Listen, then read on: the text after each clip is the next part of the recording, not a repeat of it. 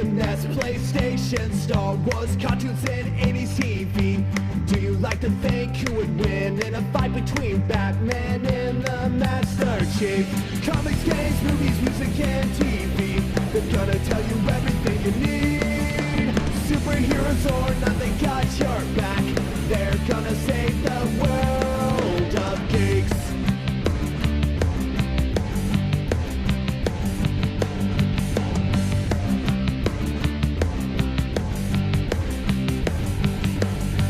Comics, games, movies, music, and TV. They're gonna tell you everything you need. Superheroes or not, they got your back. They're gonna save the world of ThisWeekInGeek. ThisWeekInGeek. Throughout the ages, there have been heroes and warriors who have embarked on quests to save faraway lands and free the people from would-be conquerors. Today, legends are told from the tales of our terrible warriors. Chronicles of an unlikely group of nerdy adventurers armed only with their dice, some pretty stupid ideas, and a horseshoe up their butt as they come together to save the day in the Cambridge Chronicles. Seriously? You couldn't find anyone better? Hey guys, welcome out to the Cambridge Chronicles, the summer edition. That's right, we are back here as a division of Terrible Warriors, but you've come to Cambridge, where things are weird, strange, and occasionally experimental, if you will.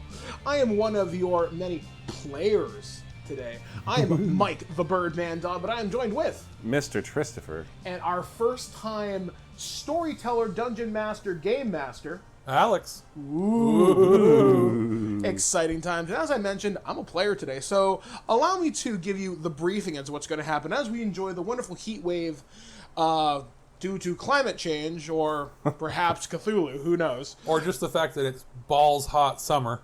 Exactly, you don't know. But yeah, we are taking things in a different direction for at least the summer months here on the Cambridge Chronicles, as we've talked about in our Marvel preview. We're going to be doing a series of one-shots and sort of doing some experimentation so we can all learn things about our bodies and ourselves. But today... Oh my. Exactly. Woo! We're going to throw things over to Alex as he takes us in a new direction for the Cambridge Chronicles. He's going to be taking us into a new role-playing game system that hopefully we'll be able to kind of feel out, see if whether we like it or don't like it. And we're going to just kind of experiment with it to see if it's something that we want to continue on with. Think of these next couple of adventures as mini movies, or this one is more like a television pilot, if you will, because that's more Alex's thing. Yeah, you know what? I thought I'm going to run a game. I wanted to run Starfinder. That's the next game I want to do. The issue I came across was it can be overwhelming to start a game that's that deep. And I've received the books for review from Paizo, and I'm going through it and going, there's a lot to this that I don't want to mess up my first go. So I thought, can I make basically baby's first RPG? And what I mean by baby's first RPG is I'm going to take a very simplistic system, maybe even make it more simplistic, and in fact I am. We're cutting out a few little things that are not really necessary for our gameplay, and I can go over that as we create our characters. And I'm going to have the characters created. That'll be one of our episodes here. And then another episode will be I put you in a scenario with a first encounter or two, and we go from there. It's not going to be a story that you're used to of a beginning, middle, end running over multiple hours. It's going to be just, here's a session. Yeah, sort of. Yeah, you're not going to find an episode 13 of this No, one. not at all. No, and this is, it's to get my feet wet, dip my toes in, and see how I go from there. And it might be a system that I want to come to again in the future to either continue this or to do more of a complete story on. Yeah, so I kind of see this as, like I said, if I do the movies for Cambridge Chronicles, this is a television pilot. And as I said, this is a scenario, us trying out something. Will we get picked up by the network? Who's to say? And who's to say what is going to happen with us? And I don't know. I'm kind of excited to see how much have you learned by being a player, by playing Stargate, by playing Friday the 13th, by playing the Cambridge Chronicles? Because now you're no longer a novice role player. And this is exciting. That's debatable. That's really debatable. You have experience, but you can still be a novice. And yeah, absolutely. And I've played basically the Fate Core system, and we played Cthulhu, but that was Call of Cthulhu's 7th edition. Okay, and that was a blur to me. So, well, that one was more heavy on the role play as opposed to getting into the mechanics of like anything else. So that one, this will be different for you because now you also have to manage not just being a player, managing role playing. You're going to have to juggle rules lawyering, which I don't think will be a problem for you. If I don't like a rule or I don't like where it's going, we're just going to ignore it existing. And that's something that you can do as a DM. In fact, one of the things I'm doing now over on ThisWeekInGeek.net is I'm resurrecting a series called Botched Roll, and one of my upcoming topics is how to DM, and I'll touch very briefly on house rules versus throwing something out entirely, stuff like that. So we'll see how Alex handles here, because you don't need to follow the book to its core letter every single time, because honestly it either gets overwhelming or a rule is poorly written or poorly explained, and you're going to bog your game down trying to read 20 pages of rules to figure out, well, do I hit the guy with the fucking grenade or not? And that's where I get into this. Like I had put it out on Twitter, surprise, I guess if you're reading the title for this, it's a World War I game. And there are other systems out there and books that are very in-depth. The one that was recommended was Ross Rifles. Yeah, and that's a Canadian developed. Yes, and it was very intriguing. It looked very good. But at the same time, I was too nervous and apprehensive about not knowing enough about the source material to just play that straight out. I didn't want to be offensive to anybody that is a big history buff, or to the writers of the book if I didn't follow their stuff to a T. Yeah, whereas this one, from what I can tell now, Alex did not pass the book out before we actually started this session, which is a bit of an unusual thing for us here on Terrible Warriors, and we don't get a chance to usually we get a chance to read the rules beforehand. Alex is like, all right, I'm going to throw you kids into the deep end. If I'm gonna be struggling, you're gonna be struggling. And as it goes, it means that you, as the listener, you get to learn this system along with us. You get to learn the game as we go, just like us. Exactly. So I'm predicting this should go fairly well, all things considered. I'm sorry, folks. I'm repositioning my microphone because it keeps falling off my shirt. Oh, geez, we're already having issues. Yeah. Sorry, Justin, if you're editing this. It's I had picked up when I was on my kick of, hey, I'm going to play some role-playing games. This is even before Cambridge, before Terrible Warriors, not before it existing, before I was involved with it. And I think I just talked to you about it, and you're like, hey, Mike, that sounds really fun. Yeah, so I picked up about 3 or 4 different titles from it's the One Dice system from was it Cake Bread and Walton, who it's an independent studio. You can pick them up on Drive-Thru RPG for, I'm not sure the exact price because I know that fluctuates. I know they're cheap. I know it's the book printed price is $12 American. I think I paid $15. Actually, I might have paid $10 from. I think you got it during a sale. It was during that. What was that company in Toronto that does 401 Games? Yes. When they were still selling things other than just the 3 mainstream games, like Pathfinder, D&D, and whatever. Yeah, and I think that's all they sell now, and they were clearancing out a lot of stuff. So I picked up 3 books. I picked up their superhero version. I picked up the Universal system, and I picked up World War I, because I thought there's a war that isn't really talked about very much in general. Yeah, I mean, the only mainstream thing I can think about World War I is Battlefield 1. And that's a computer game. And then in Canada, you had the Passchendaele movie. Yeah, Passchendaele. I was going to say Dunkirk, but that's World War II. Yeah. Then I think there was a Vimy Ridge movie, I want to say. But as far as in popular culture... Yeah, it was Passchendaele and Vimy Ridge. You may have heard of the Somme. If you're Canadian... Oh, and then All Quiet on the Western Front. Yes. The 30s movie. And then I think we had to watch a 70s TV movie version starring John Boy from the Waltons or something. Didn't Road to Avonlea touch upon the First World War, too? Or Anne of Green Gables? Anne of Green Gables, the second or the third TV series did when they did it was just mini movies, right? Yeah.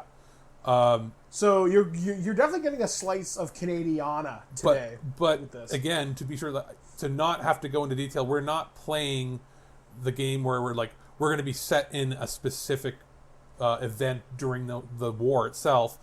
I'm setting these things a little differently, and I'll get into that after we do character creation. Yeah, because me and Alex were talking about this last night. He's like, Mike, don't you motherfucking pull history buff on me. Yeah, he's like, I'm gonna use this rifle, and like, that's nice because I'm gonna list it as a gun. We don't have to worry about such historical accuracy here, just because. If you guys listen to Stargate, I was like, all right, I'm taking the M249 SAW, which is the squad automatic weapon. I decided to look up, okay, what was in a Canadian soldier's kit during the First World War? And it's funny because you mentioned the Ross rifle. The Ross rifle was the Canadian-issued rifle at the time, which then they switched to the Lee Enfield, which was the British standard weapon. And this is something for Alex, because my character, if I want to be what I want to be, if I use a Ross rifle, they're prone to jamming if I fire rapid, so you can fuck me right over. I say that, but as far as I can tell, there isn't a jamming as a mechanic in the game. But see, that's something you, as a GM, if you want to screw me, let's say I roll a 1. Guess what, Mike? Your gun jams. Good luck. Blows up in your hands. Yeah, blows up my hands, or I got jammed brass. Roll to see how many fingers you lose. Keep in mind, this one dice system uses a D6, so it's not your standard D20. Yeah. So you're dealing with 1 isn't necessarily a failure. Yeah, and you're dealing with much lower stats on everything.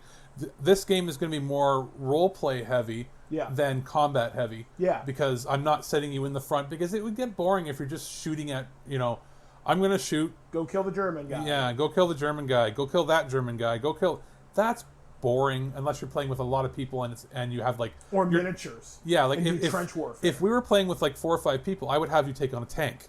Yeah, but we're not doing that. Because I was talking with Alex last night. I said if we did Passchendaele or the Battle of Vimy Ridge, I was joking with Tristan too. Wow, we better have a stack of character sheets because that was nothing but death for 5-6 days. Yeah, and as cool as that is, that's not what we wanted to do for Baby's first RPG. Yeah, exactly. It's not fun to put you in combat counter after combat encounter, because part of DMing, in my experience, is you have to tell a story. And it's not as cool as, oh man, I blow off this guy's head and I do X, Y, and Z. Why am I doing X, Y, and Z? Exactly. And that's what I'm hoping you've learned is storytelling. Exactly. So I'm going to give you, here's the backstory on the world. Here is what's happening. Here is what you two are here for. And I'm going to send you on a singular mission with probably 1 encounter to start. Mm-hmm. And then we're going to have an epilogue of here's the consequence of what you guys just did. And that's it. It's going to be very cut and dry. It's going to be as if you had went out and you wanted to play an RPG with a 6-year-old. It's sort of like the introductory scenario they give you in the book, where they say, okay, guys, if you want to run this game with your friends, here's the introductory scenario. Because that's something we've never done on Cambridge Chronicles or any other show, really. We've never run the established module. And the established module is, okay, go rescue the princess, for example, and you go and accomplish that. It's always been, at least whenever I game master, typically, here's the world, I'm going to create a scenario from the world. I don't use modules because I don't want to use the map. I don't want to put you in what I call the plot railroad. Whereas the established module is, here's the story, here's the railroad. You have to go down XYZ and go into XYZ places. Let's be real here. Us as the Cambridge Chronicles, even if you put us on a railroad, we will derail the fuck out of that train. And you are nothing but an Amtrak disaster. Exactly, and that is why I'm keeping the scope so small, so tight. It's not going to have a million options of what you can do. You're doing this one thing. We'll see how it goes. Yeah, so I'm excited to see what you have learned. We'll see if the apprentice can pass the master. No, it's not happening. Give yourself some credit. You might surprise yourself. Okay, fine. So let's Without further ado. Yeah, so I'll go over I'm going to post a picture of the character sheet with this on Twitter as we release it, and there's a couple things in this character sheet that you're not going to use. One, move. It's an option in the game for how much movement you can do. We're not going to care about that. That would kind of need some way to keep track of the positions of everything, and it would complicate things without the use of miniatures and maps. It works better if you're taking into account, like, if you're taking on a tank or something, or you're using a lot of vehicles, that it can be used as a method of slowing down time and gameplay. We're not going to do that. Yeah, like, I've never been a fan of using movement in games. I'm going to describe it to you, and if you ask me the question, Mike, am I within 5 feet? Yes. Are you within 20 feet? Yes. It's that sort of idea, yeah. Because it's more cinematic. And it can be used to gauge things like distance for firing guns and stuff. Grenades or whatever. But for the sake of this game, we're not going to take that into account or care about that. Yeah, at this point, it's can I throw a grenade at them? Are they in range of a grenade? Yes or no. It's not a matter of, oh, well, they're 170 feet away. Can you have a throw distance of whatever and then a move of this? No, we're not going to worry about that. I'm just going to simply do it where we're going to roll one of the D6s. Anything above a 3 is yes. You have a check of 3. Go ahead. Yeah. Give it a drag. Keep it simple, because role-playing games, as much as I love crunch in my games like D&D, Pathfinder, Shadowrun, crunch slows the game to a fucking crawl. Unless you have a lot of very seasoned players that know exactly what they're talking about and they can do this and everyone knows the rules, they can move it forward. But for an adventure like this where we're all learning a new system at the same time from scratch, you don't want to worry about crunch in the meantime. You want to just get to the action, get to the fun parts. And some people do consider rolling and checking rules and numbers and such fun, but that's not the point of this, and I'm sure you as a listener aren't too concerned about us talking about numbers all day. Yeah, exactly. We are not here for math class. Exactly. And the other aspect is... alternative history. On the sheet, it gives you an option for sanity. Now, there's a couple reasons why this would be there. One is there are flavors, or skins as they call them in the book, to make it like an occult horror Cthulhu type thing. So you can make this a Cthulhu game, or there's just the fact of if this is a battlefront, like if you're in the trenches, you can have sanity as an aspect of the horrors of war. Yeah. Like your job could be the guy, I'm the guy that has to walk over the dead bodies, or like I have to hide within dead bodies. Yeah, no. And if you do that, roll your sanity, and you lose a point. And that can have effects on.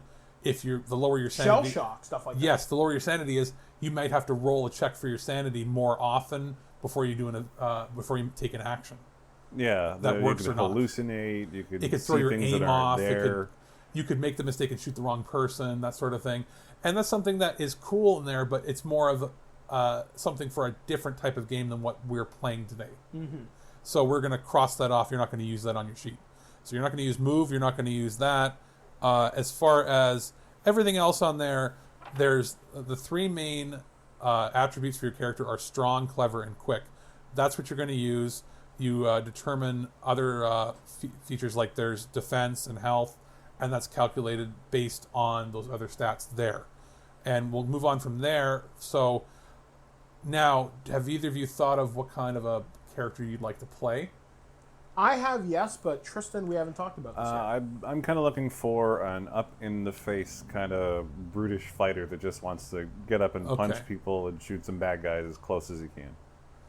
Trench fighter, basically. Okay, Yeah. so I see. So you got that. So, and I see you've got some line paper, so you can make up your stats. So I basically, bring notes and stuff with me to these games. Yay! I'm going to use scratch paper on the side of my thing. I'm going to drop my dice on the floor. Doesn't matter. I have extra dice. Yay! I have an extra one in my pocket, always prepared. So, what I've done is I'm cracking open the book because we're going to go together with character creation. So, Chapter 1, How to Play. Now, this book is pretty simple in that the first 7 pages are, what is a role-playing game? It starts out from there. So this is already a baby's first RPG book. So, presuming you're listening to this podcast, you know what the hell an RPG I think is, you know but what even if you're not. Yeah, exactly. And it even has an entire multiple paragraphs on rolling the bones or how you roll a 6-sided dice. Yes. Which, my dice today, these are virgin dice. I'm actually using the My Little Pony Dungeons and Dragons dice that were the HasCon exclusive last year. So my dice are Pinkie Pie themed. Cool. I've got a war dice, I think, from Wiz Dice, and I've got some sort of pink-looking one that I think I found at the Dragon here.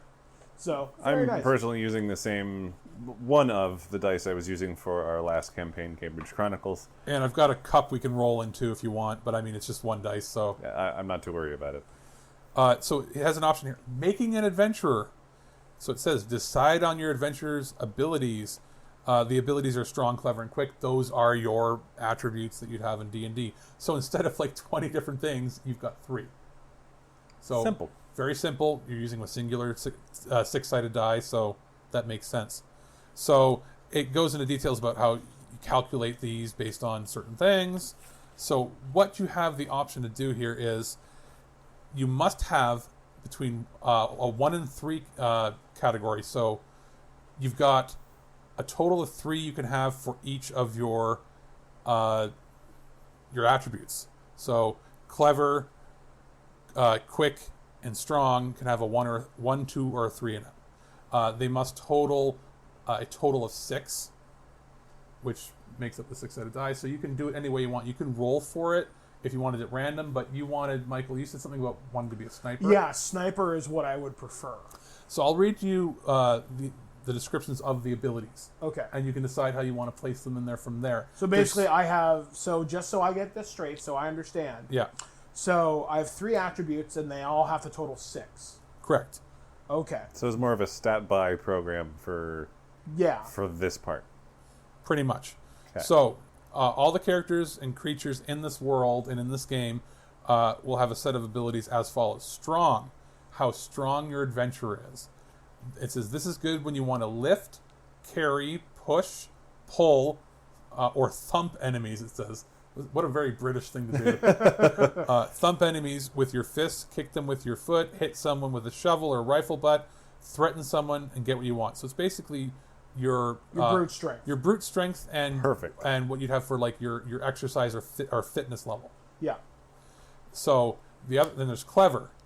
How clever you are, which is this is good when you want to read a map, follow a course, aim, shoot a gun. Read a difficult book, work on how to use your device you've never seen before, negotiate with someone to get what you want, etc. So it's sort of your intelligence and charisma, as well as things that are more fine motor skills. Okay. So if I put a 3 in that, I only have 3 dice to put between my other 2 skills. 3 correct? points. 3 points, correct. Okay, so And then quick is how quick you are, which is how nimble you are on your feet. It's good for climbing, going first into a fight, scrambling out of the mud, sneaking about, hiding from the enemy, etc. So it is your, I guess not really endurance. It's more Agility, agility, dex, mixed with your quickness of mental acuity. Yeah, you would put more in there if you wanted to be a scout or a spy. Yeah, some slippery get in, get out. Yeah, like the guy that goes in and basically places the bomb without ever being seen.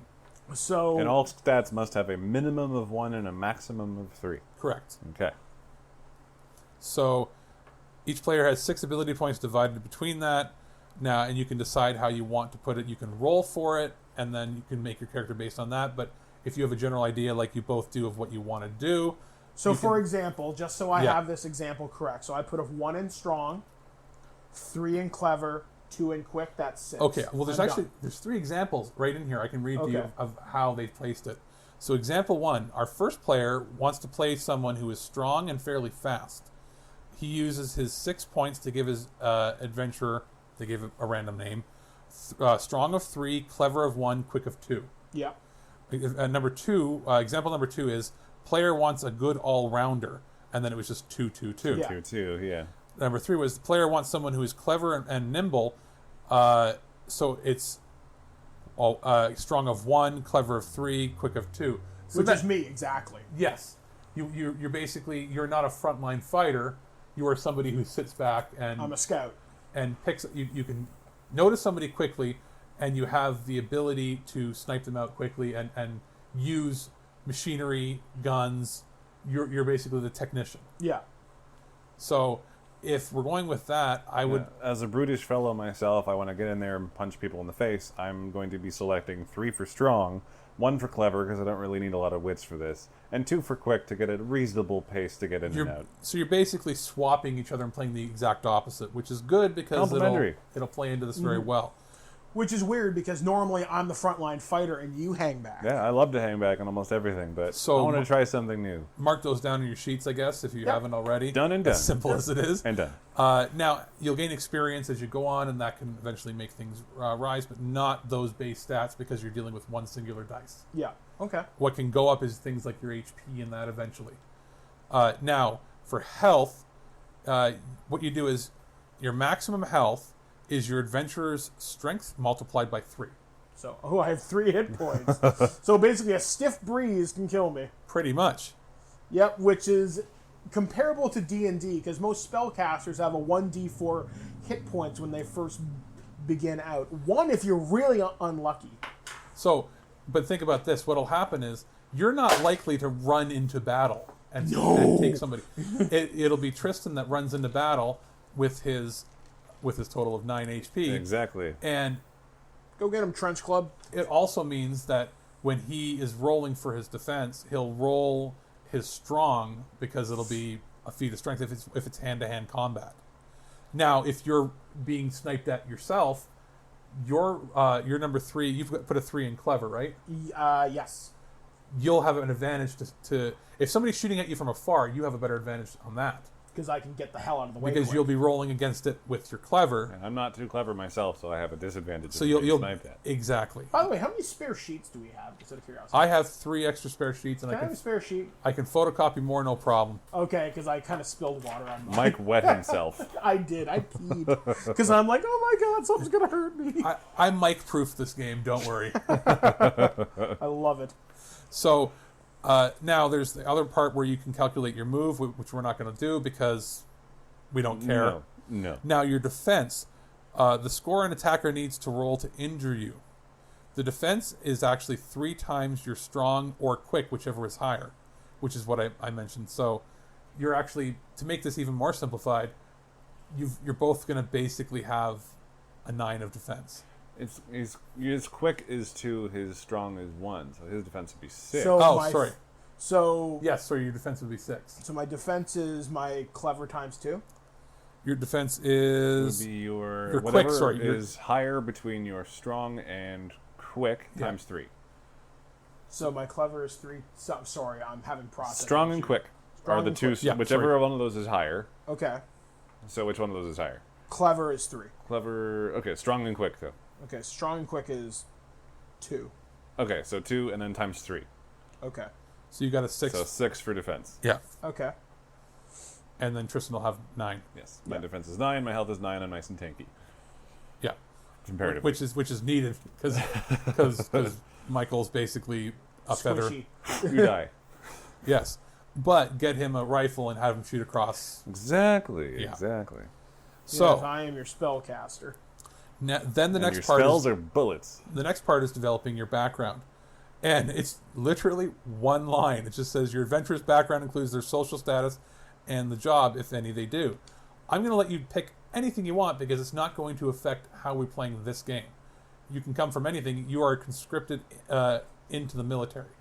So your status as far as if you're upper class or lower class isn't going to do anything except affect how you choose to play.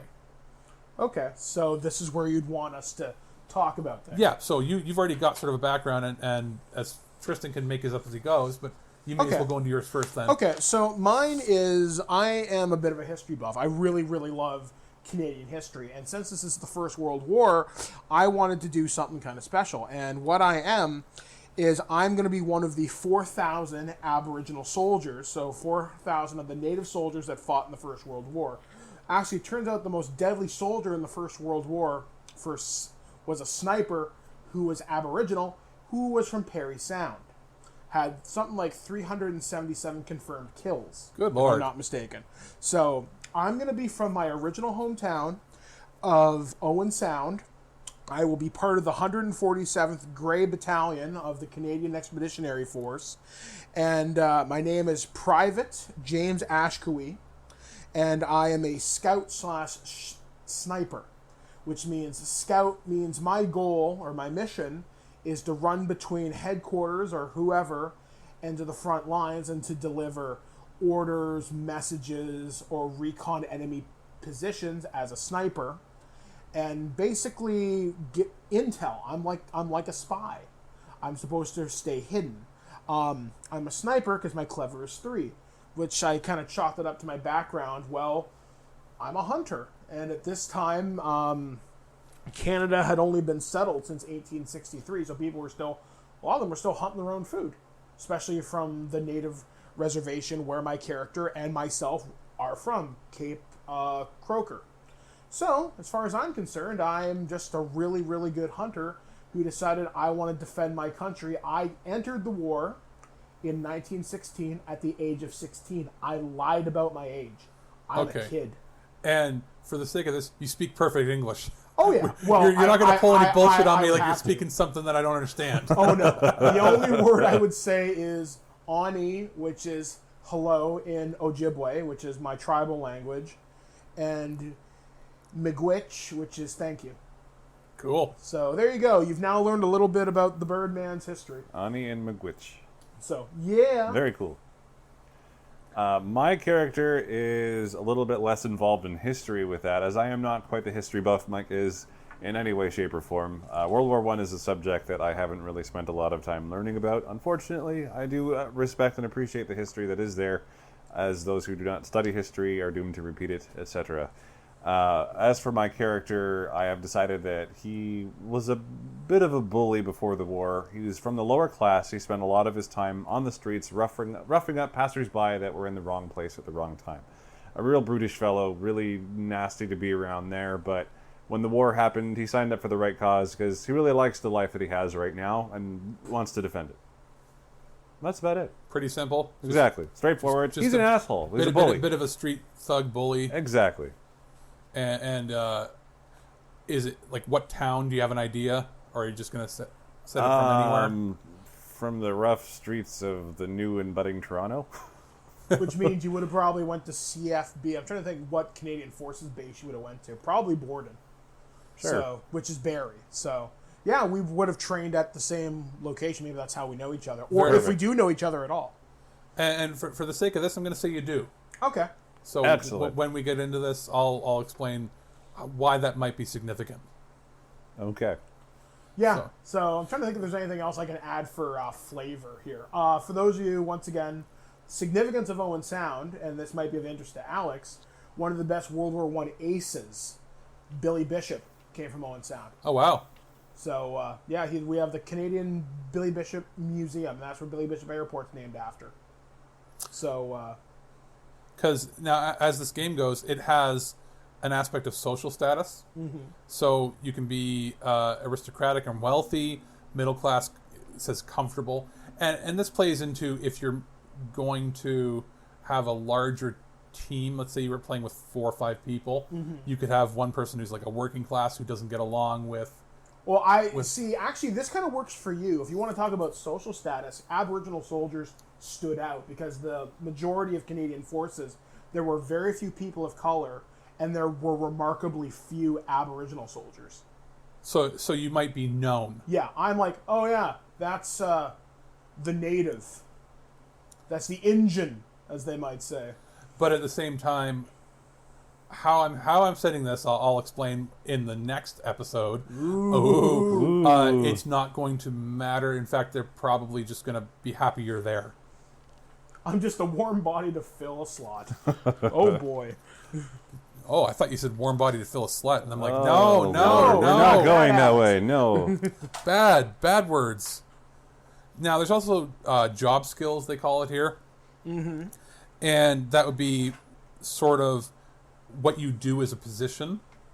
Do we get to pick what our skills are? Yep, there are ones here where it's like they have auxiliary, which can be anybody. They have somebody. There's a Batman. There's a Batman skill? That's awesome. Batman/woman. It says an officer's personal driver and servant. So, Alfred? I guess. You can be the chaplain. Yeah, There's criminal. That fits me pretty well. I'm good with that. Too, yeah. Dilettante, diplomat, engineer, infantry recruit, NCO versus private. There, like, it gets into much more detail of like a journalist, medical doctor, orderly. Literally, they are private. listing like 30 or 40 different jobs you could have had, and what that affects is it gives you an extra little stat on things like artillery or perception. A lot of these stats we aren't going to be using because we're not using heavy gear, and we're not staging a large, crazy scale battle. game. Exactly. So they give an example here. It says, example 1, our first player wants to be a medical orderly, so the profile looks like this. Medical orderly, working class, strong 3, clever 1, quick 2, and then it has the health 9, defense 9, move we're not counting. So basically character classes. Yeah, and then you get 2 stats that go with it, and they give you a +1. It's +1 for specific tasks that you might do. Okay. Huh. So, for your guys, what I'm going to do is I'm going to give you the class, and we'll make one up for each of you because you already said you want to be a sniper. Yeah. And you want to be criminal. I don't know if that's really the right thing at this time. Not quite fitting the current Diana. That's what I would choose if it was like, hey, build your character and then we'll go in. He would have been, but for the sake of this, well, I guess I would be... If you survive, you get a pardon. I would say private, probably. Yeah, that's what I am too. Like you're like general infantry, and then you're going to be part of the snipers. Yeah. So do you want me to have higher rank than him? You're going to be equal rank. Okay. For the sake of this, and I'm not going to give you 2 stats bonuses because we're not going to need it. Okay. You're going to get 1. So yours, Michael, will be, I guess it would be long distance. Okay, so that's a skill. Yeah, for basically things involving long distance. Okay. Which could be easily something like reading, or it could be because you could use your scope to read something farther away. Yeah, or I could see like an enemy. Or like if you're trying to shoot something, aiming and stuff, you're going to get a +1 to that. Okay. Which is for something very specific. Okay. And I'm going to say for yours, Tristan, it's going to be hand to hand. You'll get 1. So if you have to use guns, you got like your standard skills. But if you have to use a knife and you are going hand to hand, you'll have a +1 for that. The game is basically made so that for the most part, I think it generally goes in the player's favor when you roll. Mm-hmm. Yeah, because you want to move the plot forward. If you fail, you're going to end up dying pretty fast. I'm toast. Yeah, so we'll do that just for the sake of adding the skills in. They're not necessary. We don't even really need them for what we're doing here. Yeah. But it's just to play along with the rules a little bit. We'll throw it in because it has an option here. It says create new skills. If you don't find one, that's what we just did. But can we create a skill right now? I'd like to create the skill tracking. If that's what you want instead, I'm only going to let you have 1. Ooh. See, now you already have an advantage for I'm clever. For shooting, so you don't necessarily need the sniping one. So because I've got long distance. So as far if you as the game master determines that that's applicable, tracking, I'd like to be able to use that as I'm a scout. I need to be able to see where enemies are going. Do you want to use that as your skill as scouting? Because that can encompass a little more, just for semantics' sake. Okay, so scouting at +1. So it says how to use skills to perform action. Most characters have various abilities and skills they can use. So how it would work is, if there's a chart here, the gamekeeper always, and by the way, it's gamekeeper here, not GM, for whatever reason, always decides the difficulty of the task. There's a chart that shows you the difficulty. So if something is a routine thing, no roll is needed. That would be something for an example of driving on a quiet day, clear day on a wide road. Now, which someone is probably doing it in our background. Yes, exactly. Mildly challenging would be a target number of 3, which is driving in the pouring rain. Challenging is a 6, driving fast in the pouring rain on a narrow road. Hard would be a target number of 8, so that would mean that you have to roll your dice plus your skill. And hope to Christ you've got a modifier. Cross your fingers, cross everything. Yeah, and hope that you have a modifier on it as well. So that would be like you take your clever, add that to your roll plus your skill if it applies to it. That would be driving on a narrow, muddy road. Very difficult is 10. So driving through the mist on a crowded, narrow road. And then near impossible is 12 plus. Jeez. So to get a 12 plus, consider this. You can't do it. There's just no A reasonable 12 way. The plus- system is not designed for this. A 12 plus would be you have 2 skills, because I'm only giving you 1. Yeah. 2 skills that are at least a +1, and you've got 9, but even then you'd only roll 11. Yeah. So it would have to be something that multiple down the line. Yeah, after you've built up some skills. Because as you level up, while your base stats don't go up, your skills do. skills can go up by 1. Okay. Let's say you leveled up, I would give you a +2 to your skill. So you could then potentially do something that was near impossible. But for the sake of this, so we don't go way overboard, you're not going to be able to do that. That's why I'm only giving you 1. And it's pretty simple. Again, these rules are nothing out of the blue that we wouldn't have expected. Yeah. It's all keeping in line with being a singular dice, rolling a maximum of 6, plus whatever your stats are. Keep it simple. Exactly. And skills versus skill, it's the same thing. You roll your defense, blah, blah. I'm not going to be a dick about it. I'm not going to make a character that you can't win against. And I'm not going to put you in a situation where you can't win. Unless it's like, hey, I'm going to go punch Hitler while he was a baby. I'd be like, why? Is it an option to punch Hitler when he was a baby? Yeah, and there's options for quick actions, dying and stuff. In World War I. This is not the game where you're going to die in. You're not going to party wipe like we did. No. There will be no zombies. Absolutely not. So there is also an option in here that talks about how historically accurate do you want to make your game, and then it's all philosophical, and there's things like clothing. Now, I'm not going to make your roll for the type of armor and stuff you're going to wear. We're not even going to take that into account as far as, because we're not taking weight into it. Everything is based on the move. Yeah. And because we're not having the move stat, we don't need to worry about how heavy your clothes are if it slows down your movement.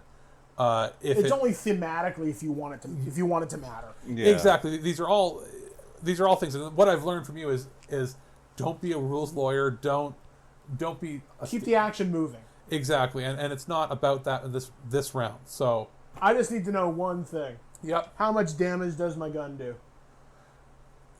That's going to depend on when we roll it up. You're giving us weapons randomly? I'm going to give you... You're going to have your rifle, but how it's going to work is the weapon does the same damage that close quarters combat does. Interesting. I could punch somebody as hard as a bullet. Because Cool. like a killing hands. like the thing is, I'm going to institute a rule that if you do get a headshot, and I will make it difficult. Yeah. Like your challenge rating will be higher. If you aim for the head, it will be an instant kill. Yeah. Okay. I'm not even going to take their health away for that. But how we roll it is the damage is based on what you roll if you beat their defense. Okay. And that's same going to be for gun shooting, because we're not going to deal with all the extra little minutia that goes along with it, or it becomes a combat heavy game, and that's not what I'm wanting. Yeah. Not the point here. Yep. All I'm saying is I have a Ross rifle Mark III, which was the sniper model. And for thematic reasons, if you want to hose me, if I fire rapid, if I say I'm firing bam bam bam bam bam, those guns are prone to jamming. Oh, if you're gonna fire rapid, I'm gonna give it a challenge rating of 12 where you can't hit it. Yeah. Be like each bullet is going to go up a challenge rating of 2 or 3 points. Yeah, because of the recoil, and that makes sense.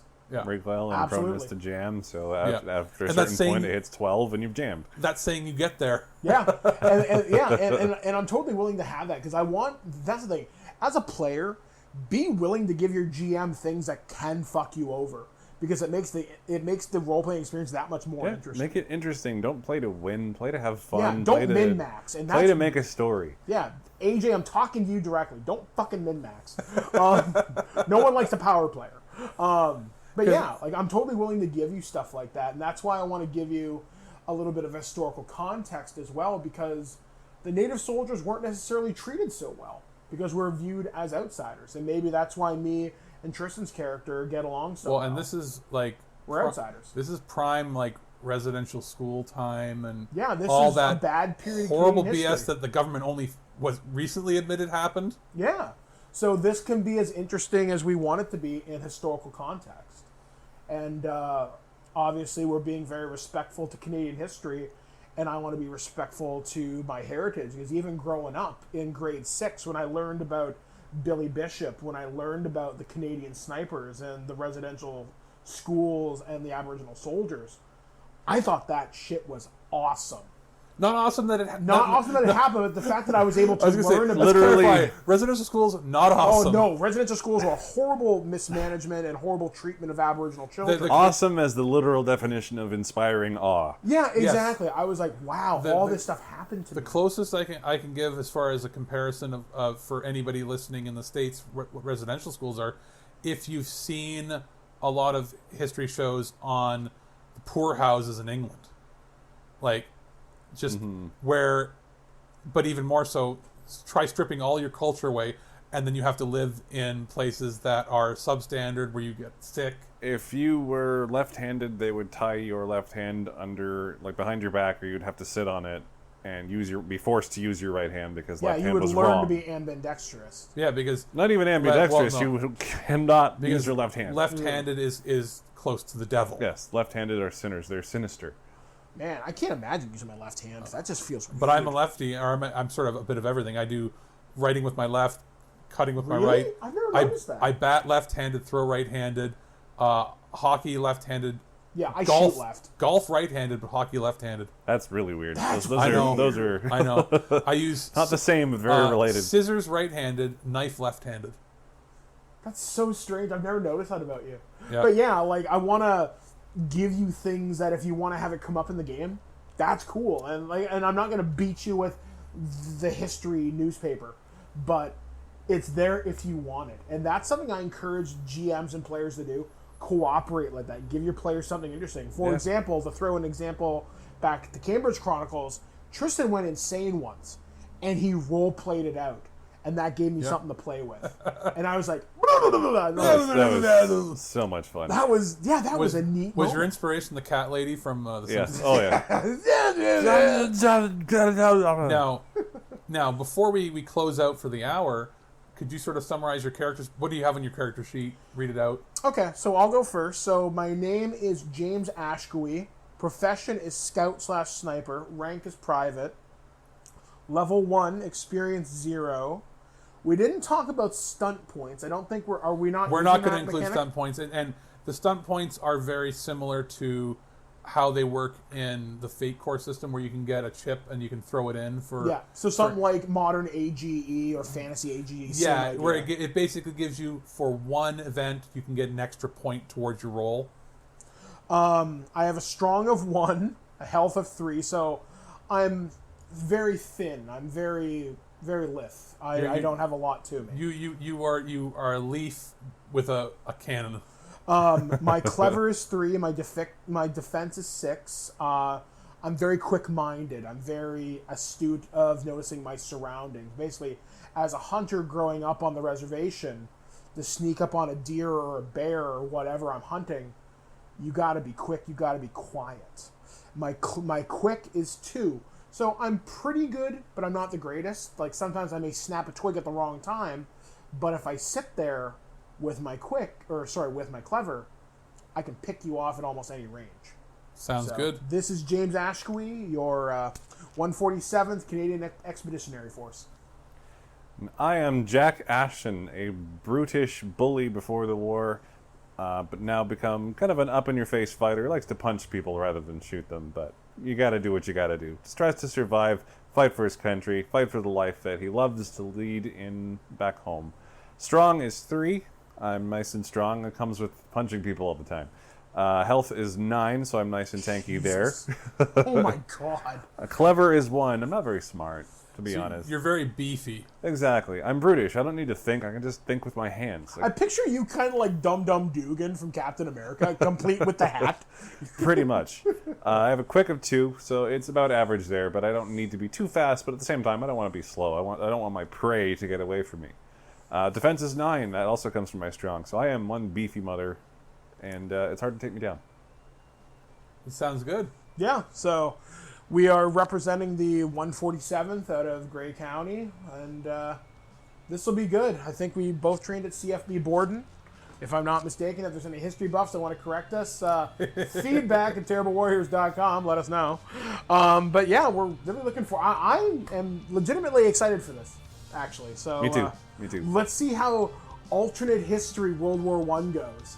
So I guess join us next hour as we take the leap of faith into the battlefield of the European theater with our game master Alex. So for Terrible Warriors, I have been your player, Mike the Birdman Dodd, with Mr. Christopher. Take us out, Alex. And Alex. I was looking over at Michael just right now before we're closing, and he looked surprised to say player. I know, it's so weird. It just feels so wrong.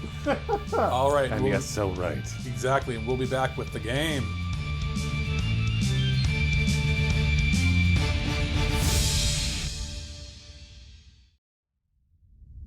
Throughout the ages, there have been heroes and warriors who have embarked on quests to save faraway lands and free the people from would-be conquerors. Today, legends are told from the tales of our terrible warriors.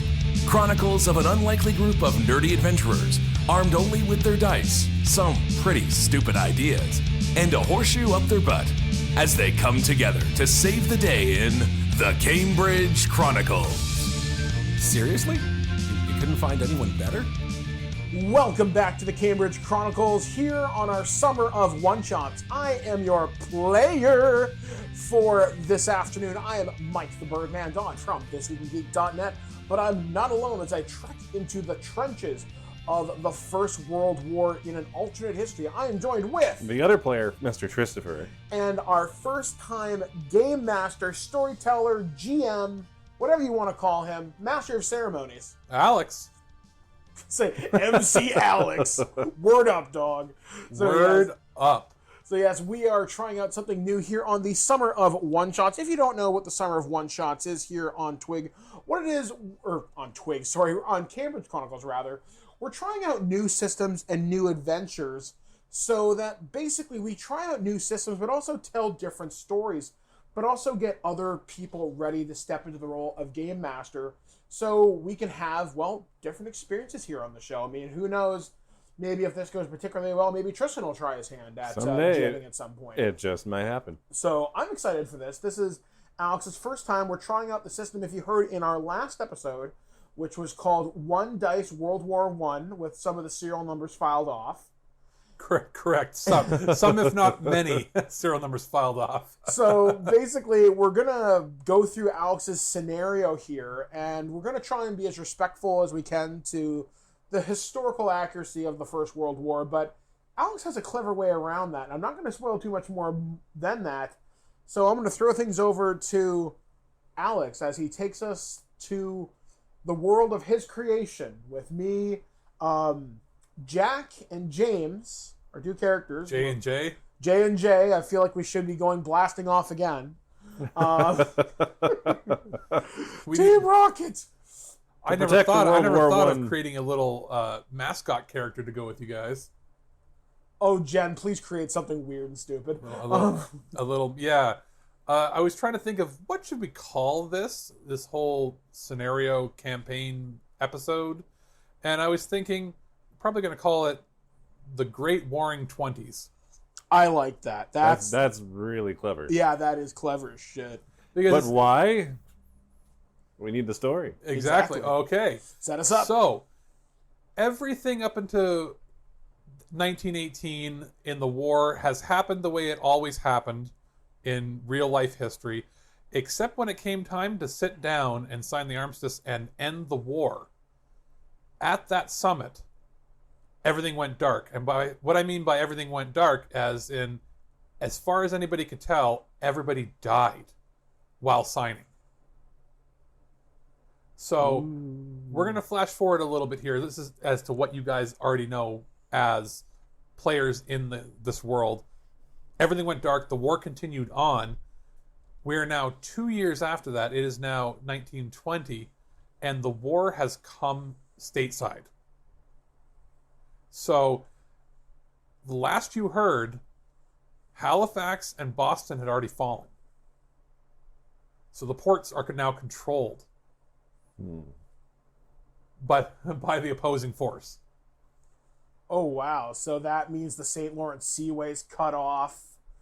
Most of the eastern board shipping has been cut off. All of North America is back on its heels at this point. Pretty much, yeah, because the only way goods can come in is on the Pacific. Correct. Oh, wow. Correct. And those routes at this time, remember, California is new. This is 1920. We're talking Hollywood system doesn't really exist yet. Vancouver and all this is like the railroads are there. The infrastructure is there to get things. But the shipping routes aren't really there yet. Yeah, like we're still doing fur trading at this point. Like a lot of the supplies for out west are still something that would come in through Boston or Halifax and move its way westward using trains. So that whole supply chain is not in place yet that we're used to today. As far as that goes, the States is in disarray. Understandably so. We're talking multiple states have formed factions and are revolting in that it's almost a civil war. They've sort of gone back to the Union States where you've got different groups sort of huddling together because they're needing their own resources because they're cut off from the world's trade supply. Yeah. And at the same time, they're trying to figure out what way is best to militarize themselves because what happened in the last 2 years is the main force of the military all moved together up into the Northeast when the foreigners landed. Mm-hmm. And as far as they know, they've lost. They've lost the main ports. They've lost the main battles concisely every single time. Oh, wow. And they don't know why. So there's still a front happening. There is a front. There's basically a no man's zone where nobody goes beyond. And the governments of both the States and Canada have had to move a little bit of their point of operations. The front is now Toronto in Canada and New York City in the States. So that is basically where you go when you're being deployed, when you're fighting. That is the main bastion, the last line before you hit mainland. Because if you remember, this is before, the highway systems were the way they were. Yeah. You basically had to go through those cities, and they are still port cities. So any trade that we have is through there, but they still can't get farther beyond. So cities like Montreal have also fallen. Quebec is all dispersed, and it's not a every man for himself, but you're in a situation where there isn't really government control. It could be city by city is ruled either by the Allies or the bad guys, the foreign powers. Precisely. Oh, so wow. It's for all intents and purposes, the government is viewing it as lost at this time, and we're on the defensive. Okay. All they know is some weapon has been used, and it's making things increasingly more difficult. And from what they can tell, it's something similar to the mustard gas that was used earlier. So that's sort of what you have going into this. You've both been through your basic training. Your character, Michael, has done a little more because you've done sniper specialization training. Yeah. But you haven't actually been to the front. You're both privates. You're pretty much right out of the academy. Yeah, I lied about my age. So, I'm a kid. You're basically a kid, but you look a little older for your age, and you've seen a lot of shit. So that's the basic thing that you've known up until this point. Now, you both receive a letter saying that you have to report to the Guelph Armory, which is sort of the next. You're not quite at the front in Toronto, but what you have, it's the next sort of military base that is a stronghold that we know we have secured. And you're being sent there for briefings on what your missions are going to be and what you're going to do. You don't know why. It's just the letter, it's signed and it has a general's signature and everything on it, but it just says you're going to meet your contact, Mr. English, for whatever that means. Okay, well. All right.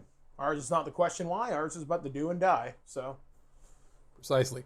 So you show up in the building, which is the Guelph Armory. I'm not going to have to describe it. It's your armory. It's your classic fort armory from like the 1800s. Built as so a the big fortress. stone walls. Stone walls. Trellises, etc. etc., etc. It's of the time. Doesn't seem like anything out of the ordinary. But you go in the back door, and you're led down a corridor, and then down a couple floors into a briefing room. There's only 2 of you there. A projector turns on with slides, and you hear through a speaker, which is still new technology, fairly new at this point, but you hear through a speaker, Mr. English speak to you. Now, I'm going to give you background. Mr. English will be the only person you really get in contact with from this point onward. You're going to get your mission, and you're going to move on from there. So I'll tell you that now. All right. So Mr. English speaks up and says, "Okay, boys, you're probably wondering what you're doing here. You've been selected for a special mission for a new group per se.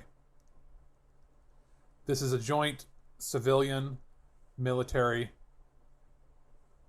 and mounted police federal team. So for anybody, for metagaming purposes, think a precursor to the CIA, CSIS, that sort of it's an interoperational clandestine team that would work. So you're spies, basically. You're precursor to James Bond, that sort of thing. you're that sort of that deal. Operating outside of the normal constraints and hierarchy of military and other government organizations. Correct. Mr. English then states, you probably want to know what's been going on with this war so far, and what has led everything to this point. Why are you here? So at the peace signing agreement, a gas was released, but it wasn't mustard gas. It killed both sides and everybody signing, all of the leaders that were there, which is why we're sort of in this chaos predicament that we are right now. What happened was the gas made their skin boil and bubble, and they almost immediately died. We're talking like a 10-second incubation period before you're dead. Some pretty serious stuff, sir. Correct. Sounds nasty. Correct. But you might have heard that from rumors up until this point. What nobody else will have told you and has been classified until now is that's not the end. They didn't die. What do you mean they didn't die? You just said they died. Well, sort of. They sort of died. They stopped becoming responsive. But after their skin boiled and bubbled, they went mad and ate each other. They what, sir? They started to eat each other. So it drives you right up the wall. As far as we can tell, completely mad crazy. Oh, so... No reasoning, no way of calming down, no rhyme or reason whatsoever. Completely stark raving mad to the point of cannibalism. So what do you want us to do about it? Oh, goody. This sounds like fun, sir. I don't really feel like eating anyone. We've sent recon and intel to figure out who did it, because it affected both sides. We've now learned that it was a ploy by our enemy. I'm going to say that enemy very loosely. To create a complete distrust of both sides. So an unknown third faction, sir? Very possible. We don't have a lot of information on that.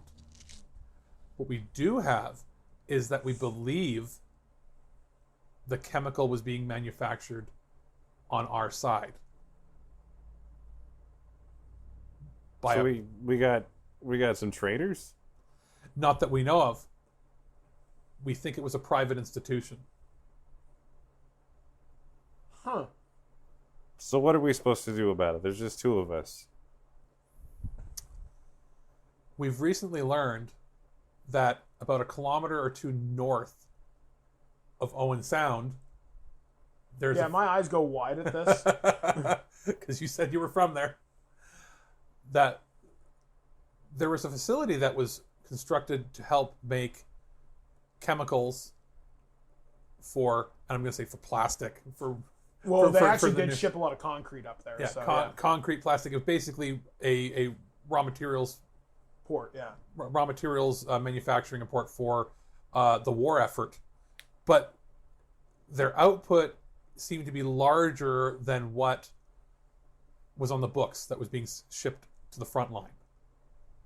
And as far as we can tell, the corporation, it was just called Delta Prime. It led to a shell company, to a shell company, to a shell company, to a shell company. We can't figure out who actually owns this company, but we didn't make, any qualms about it. We didn't question it because they were supplying us at fair rates with supplies for the war effort. So you're being sent to investigate the building and see what was actually being built there, if there's any plans there, if there's anything nefarious going on at all. But we can't do this in an official capacity because they're technically an ally and somebody right for the war effort. So basically, y'all want me to blend in back home. You'll know the lay of the land. Plus, you have your skills as a scout sniper. If something needs to be taken care of, you can do so. We've also got your colleague to your right. I signed up for this war to crack some skulls. What am I going to do sneaking around here? You can protect my dumb ass, because I ain't getting anywhere near a gas that turns into a bloody ghoul. Pretty much. All right. When do we ship out? Tomorrow. So, your mission, should you choose to accept it, I had to say it if no one else did. is to basically infiltrate the facility and gather any intel you can on anything out of the ordinary in there. Anything that wouldn't be part of a normal manufacturing facility making products for the war effort for us. All right. Well, All right. Jack, you're a rough and tumble sort of guy, I right? get to bloody some knuckles. I think I'll be happy anyway. Oh, you'll love Owen Sound then. It's basically a drunken sailor sort of town. Nice ports, lots of whores, houses of ill repute. It's a good old time. Houses of what now? I was gonna say, Ill repute. You say lots of whores houses of ill Oh repute? yeah, Owen Sound is nothing but whore houses and everything else you can imagine. Oh, I thought you said horse houses. Well, some of them. If you're into that sort of thing, I'm sure you could find someone. Maybe one of the madams will hook you up. Oh, boy. Looks like we got ourselves an afternoon anyway. I got an idea. We can maybe hide up on the bluffs. Maybe get a telescope and take a look at the place that we're trying to get into. And I'll leave the ideas to you. Just tell me who to hit and where to hit them. anybody who's bigger than me is a good start, I'm thinking here. So I guess, Mr. English, I presume our time is due with until tomorrow is our own? That is correct. You're going to be provided in front of you with your basic kits. There's a sniper rifle, which... My Ross rifle. Your Mark Ross III. rifle. And he's got a club. I was being directed as he has a club/stabby stab. I didn't Is what decide you on wanted? Dr. Stab a Stab. club or a knife, but I'm going to go with the knife. You're going to go with the knife? Trench Okay. knife. So, because it wasn't sure if it was going to be brass knuckles or a knife. So you're going to go with a trench knife? Yep. So you're provided with a trench knife. All right, You're now we're going talking. you're going in very, very limited with your resources because this is off the books. I presume you'd like a low body count to 0? If possible. If not, Discretionary? exactly. Okay, so don't do it if we don't need to. Okay. Correct. And the only other item you have on the table is a walkie-talkie, which is a new technology. Explain that this talking device would allow you to keep in communication with myself, Mr. English, and whatever team I have.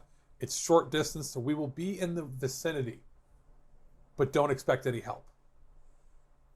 If you are caught, you'll be disavowed and likely die. So this sounds like a fun afternoon. I like my odds. Yeah, goody. Well, sir, you can count on us. Yes, sir. All All right, so I guess I'll pick up my Ross rifle. I have my sidearm, which is a Mauser C36, or 9.6, sorry. Basically Han Solo's blaster for those of you that want a visual. And it's in Call of Duty World War II.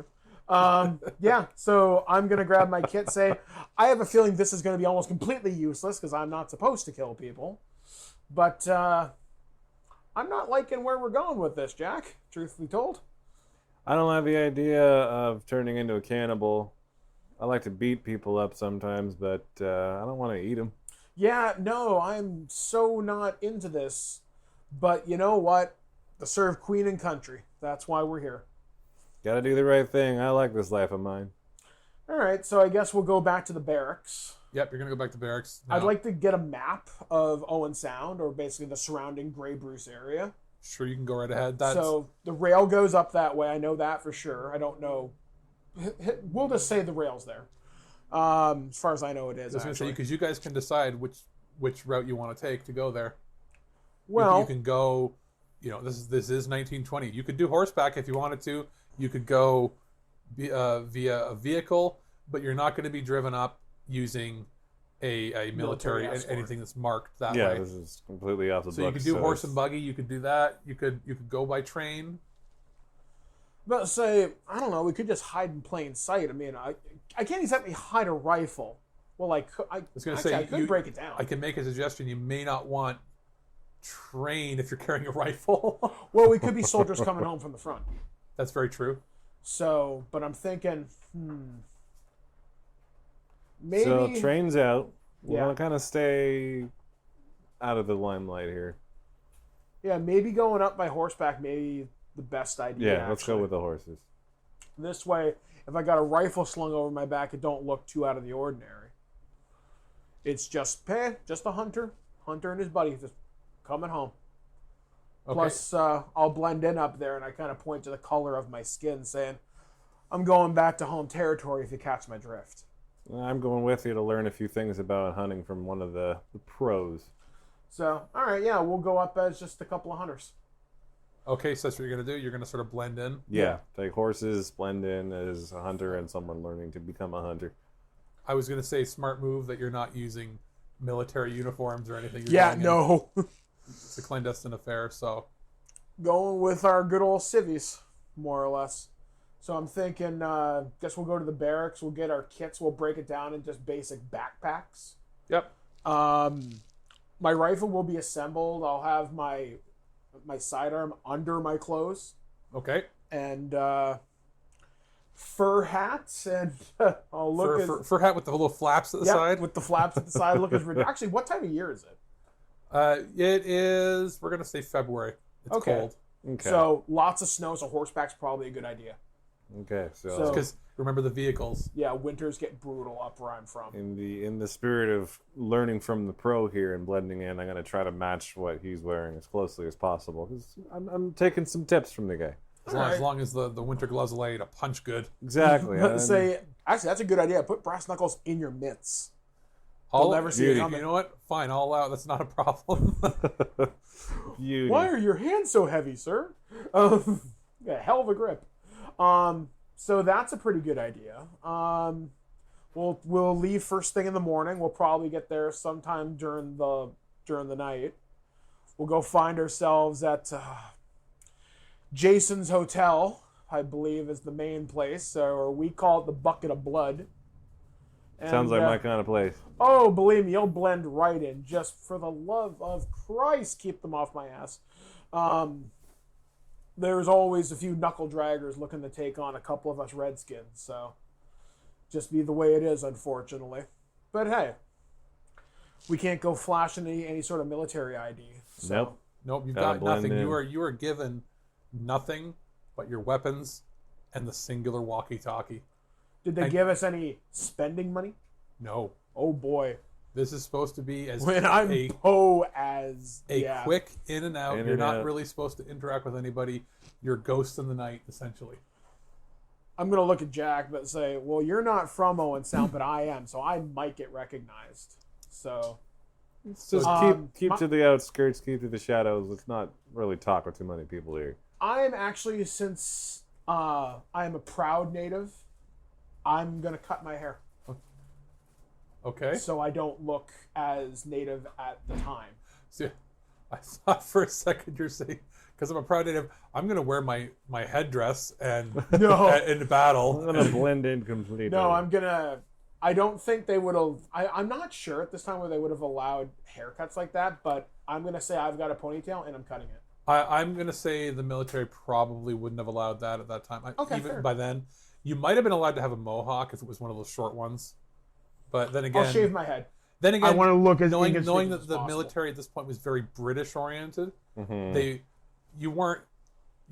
I wasn't treated different. You weren't a savage. I'm saying in quotes, like that was just part of the thing. Like in the 1800s when they joined, they just let them wear whatever they wanted and gave them a gun. Yeah. No, if you're part of the actual military, you would have had to have a military haircut. So I'll shave my head. Just go right down. Now you could have had a goatee or whatever. Yeah, I'll shave whatever facial hair I have, and I'm just gonna wear my best clothes so I look like a hunter, but not like the traditional off the reservation native. Okay. I not from realize I'm around. assimilating. I've been through basic training, all that other fun stuff, so I've already got all my military haircut, so I'm just going to stay as is. I'm not from around Owen You just look like a bulldog. Pretty much. Not much hair. Don't really need it. However, before we decide to go up, we should have ourselves a little night on the town. And you might be surprised what people might say. Let's go down to the local watering hole. Let's see what kind of news is coming out of Owen Sound, because people are bound to pass going down going down the main thoroughfare down to Toronto. Someone's bound to have heard something local. You never know. Very true. So, All right. I'm not familiar with what bars were here. We'll just say it was Ye Old Bar and Ye Old Bar and Tavern. Ye Old As everyone Stomping knows, Grounds. Owen Sound bring is it well back. known for its Well, old English. I would imagine you're not up in Owen Sound yet. You're still in Yeah, Guelph. we got to travel. So you're gonna see, people that have been coming in and out is what you're looking for. Yeah, basically going for the travelers type bar. So do you want to hit the basically. Legion, even though that wasn't made until the Legion was made to honor people from World War One. So, but still, let's What say would become a something prototype Legion is what you're going to. Yeah, basically, yeah. Just Where sort it's- of see what where people it are saying. has veterans and different people in there. Okay, so you walk in, and there's the bar. It's got the barkeep is just another. I would say he's a vet. He's got one arm, but he's still bartending and doing it all cocktail styles. Flipping it all. No. What kind of newfangled crap is this? He's got Canadian whiskey, and that's it. Just Canadian whiskey. All right. You've got in fact, he actually has a sign above, and it just says drinks. Canadian only. It just says drinks. Whiskey, 2. Whiskey, whiskey, whiskey. Stop asking. It's the last part. It's also stop asking. If you don't like it, don't drink it. Yeah. All right, then. So I guess we'll have a seat down at the bar. Yeah, let's go sit up at the bar and see what's what. Who do we see around us? It's fairly sparse right now because people are being deployed left and right. There's an old passed out drunk, and we're talking, he's in his 70s. He's fought in whatever war was happening in the late 1800s, and he's one of those guys that has an ear horn. You're probably not getting much out of him. Okay. That's pretty much it right now, except for the bartender who's sort of cleaning up, and I say cleaning up in quotes because he's using a dirty rag to just Move some dirt around. This is pre a lot of people knowing about hygiene, right? So he's thinking, no, the alcohol will clean it, spits in a cup and rubs it. So he's sort of setting up because it's 11 in the morning because you just come down. You were just briefed, remember? Yeah. So you were briefed at, let's say, 9 in the morning. It's about nearly 11, so he's not even really open yet. But, old Cyrus, the drunk with the ear horn, he must have slept there last night. Oh, boy. I'm going to go up to the barkeep. Do I know this particular barkeep? I would say you don't know him. You've seen him in that you've been to the bar a few times since you went through basic and you've gone through the city. But you're not on a first-name basis with him. Okay, I'm going to politely sit down at the bar and I'm going to kind of tap my finger for his attention. What can I do you for? Well, whiskey, first off. Make it 2. 2 whiskeys coming right up. And I'm going to say, just over the last few days, have you heard anything coming out of the north? Like anybody having any conversations or anything of interest? What do you mean by that? Well, I don't know. I'm thinking about maybe heading home after I just got a little bit of shore leave, and going back home up to Owen Sound. Just kind of curious to see if there's anything exciting going on back home. Kind of wonder if anybody's passed through and maybe said anything. Well, but not. You wouldn't be interested in that. I'm always interested in knowing what's going on back home. I haven't been home in like a year. Well, it's more rumor and innuendo than anything. Oh, now you had my interest before, and now you've got my attention. Well, we hear that workers go up. Those, down on their luck. Those that aren't healthy enough to fight in the front. They go for work, and a lot of them don't really come back. So we just assume that they're employed, but their family comes looking for them, and they said they haven't heard from them. And this is happening off and on with many different people. I know Owen Sound's a rough place to live, especially when you get down at the tent cities where all the poor people live, but not hearing from them, that's a little strange. It seems a little odd, but people moving. The reason I only say that it's rumor and innuendo. Something I've heard that it's odd, but with times being what they are, people moving around all the time now, it's not unheard of for people to just up and leave and then start a new life somewhere else. Probably ashamed that they couldn't just go fight in the war. Wimps. But I don't know, something. Does anybody ever come in here recruiting people? No, that's the odd thing. They just seem to. They just know. They just get told. I got a letter in the mail saying I got a new job, and I'm told to report up north. Look at Jack. I get a letter in the mail. You know where I'm thinking we should go after we finish a couple of rounds of whiskey? The mailroom? I'm kind of thinking so. Let's trace this back. To the post office. To the most exciting campaign ever. As to the mail depository. The bartender just watching them talk. He's like, "You need anything else?" I'm gonna say, I don't know. What do you got to eat around here? Whiskey. I was gonna say, Michael, there's no shawarma place in 1920, unfortunately. Sure, what? Say, I don't even know what they would have ate back. I guess hamburgers and stews. Yeah. Hardtack. It would have been hard. No, it would have been There's steakhouses, that sort of thing. But that's a little bit above our pay grade. Yeah. We're eating that mutton meat that comes out of our MREs. No, there's you could go to a diner basically. All right. Because don't forget, this is the when all those diners really started exploding. So. Okay, I'm like, all right, thank you, barkeep. We'll see you whenever I come back from leave. Yeah, whatever. He says that's what they all say. Oh, there's a guy sleeping on your floor, by the way. Yeah. I'm gonna go. So, if we go to the post office, we might be able to find out where these are coming from. At least get a name anyway. All right. So I'll follow your lead. All right. I guess we'll dress in our civvies. Yeah, and we'll head down to the post office. Okay. Looking for the postmaster. Or could I make a suggestion that you just maybe check him the outgoing mail? Because the postmaster's probably not there. Okay. Okay, yeah, we'll check the outgoing mail. We're looking for where the largest volumes are coming from. So if they're coming from Owen Sound, looking for a common name or return address. Because for the interest of time, can I give you a suggestion as the game master? Yes. Why don't you just walk from house to house and check their mailboxes? Because that's a little suspicious. You know what? Here is our cover story. we're looking for work and no one's offered it to us. That would work. All right. So we'll go to the post office and say, hey, we're looking for work. Is that what you're going to do? Yeah. Okay. Because I'd rather not rifle through someone's mail and get caught on mail fraud. Okay. You're at the post office and the receptionist is there. She turns and points and says, check out that board. And it's one of those cork boards. Cork boards. Cork boards. And it just, there's, it's plastered over the entire board. Pages upon pages that have been, handwritten out, printed, and it just says, looking for work, no experience required, great pay. And then it has the address.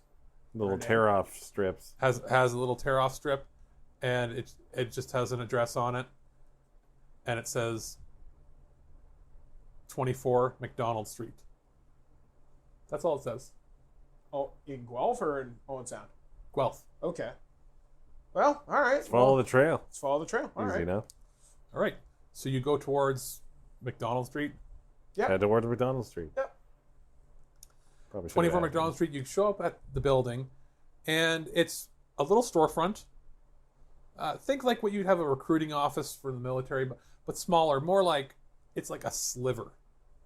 All right. It's one of those. Those little hole in the wall, so to middle speak. of London sort of house between two other houses. Yeah, exactly. You walk in, like there's no room for any bathroom. It's just you walk in and there'd be a door that would open to go to the employee area at the back, and there's just a little counter with somebody sitting there. And it's just a little old man. If you had to guess, he's a little old Italian guy. No name tag, nothing.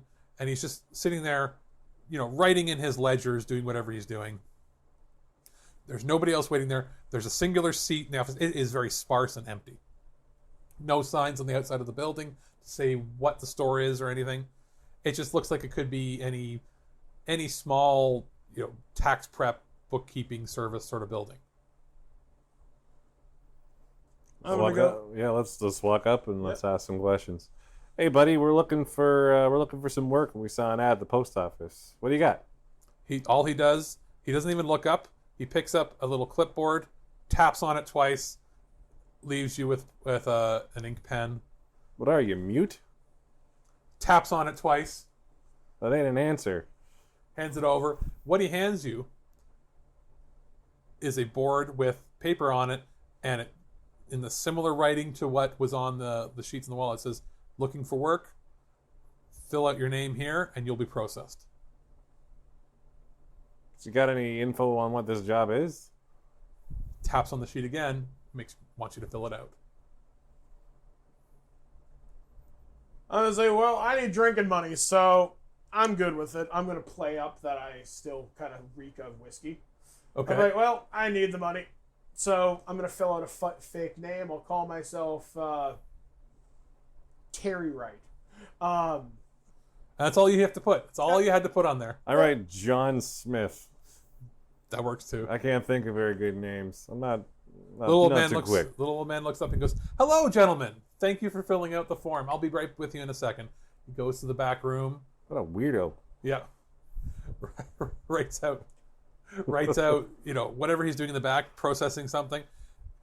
You feel it seems kind of odd considering it's just the name you gave, right? Comes back with name tags already printed, and it just says janitorial services on it. Janitorial services with your names.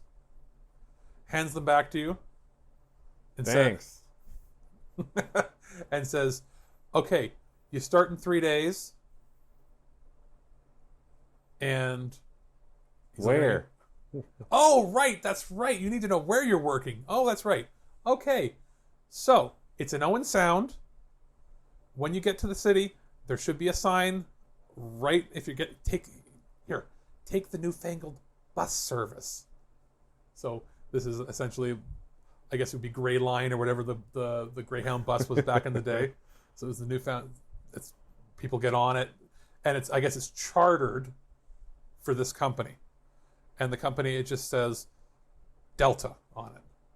Slightly different than the name that you received for, but it could be one of the shell companies that this other company was a part of, and it just says, Delta Janitorial Services. The bus will take, and he goes, the bus will take you where you need to go. All right. Any other information you got for me here? And kind of going in blind. That's all I'm given. How many people you got going through here? Oh, a day or a month? I don't know. We've had 200-300 people come through. Jeez. Lots of work up there. All right. Well, I look over at James over here. Don't call him James because I know better. I'm not that dumb.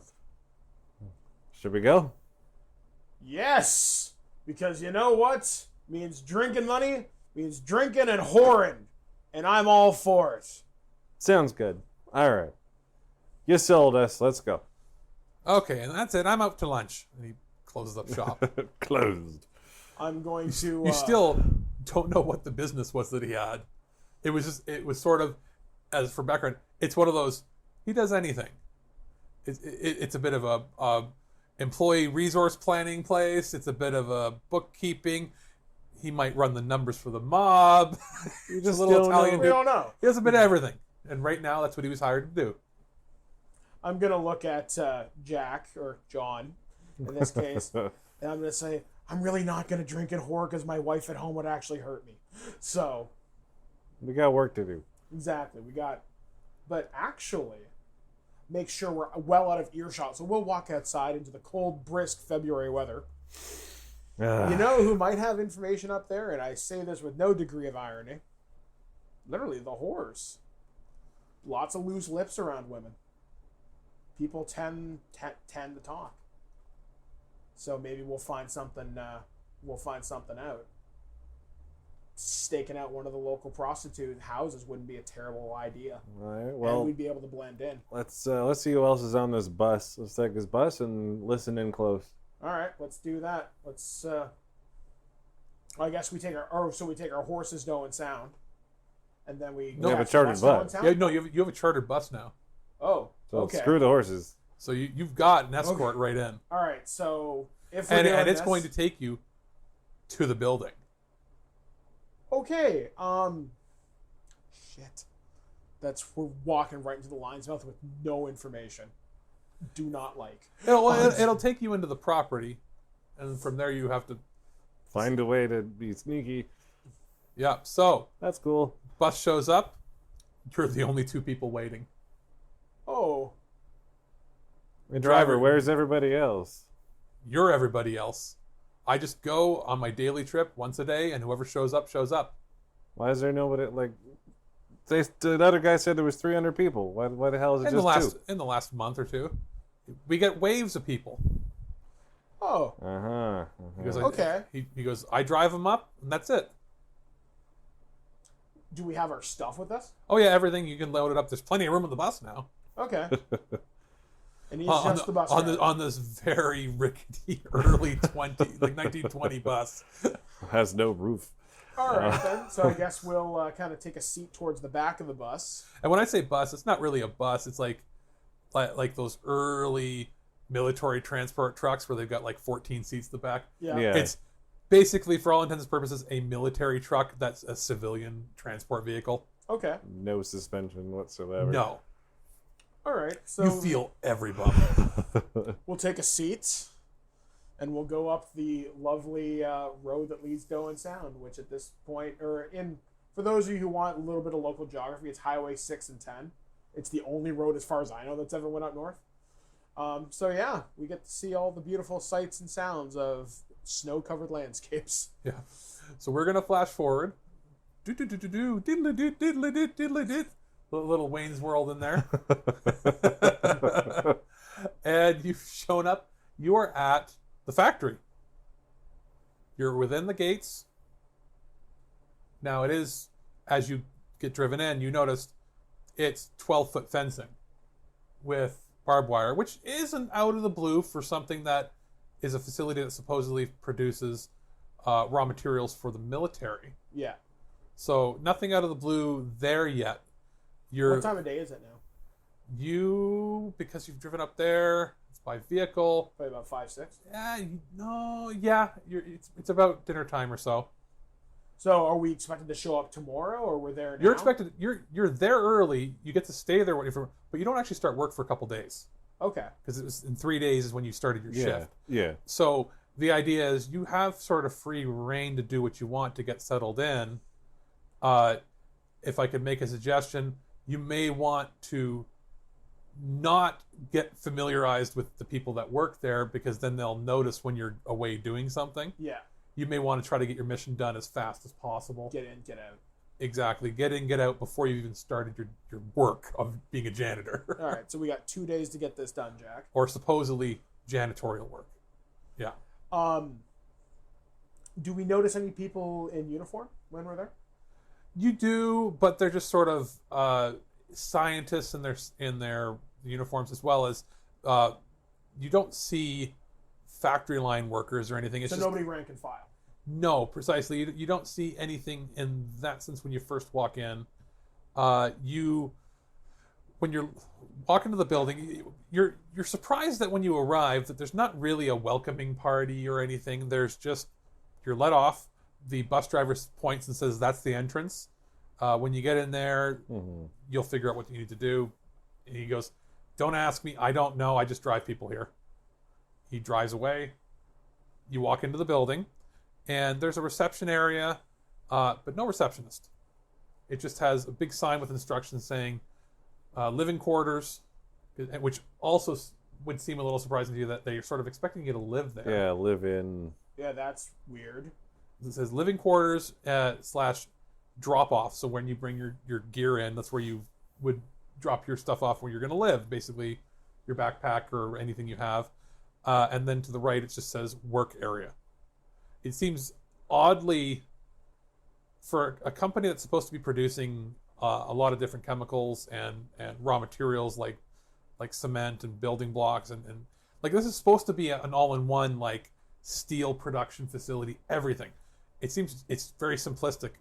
Living quarters, work area. To your right is work area, left is living quarters. So you can decide which way you're going to go. And there's oddly nobody really around.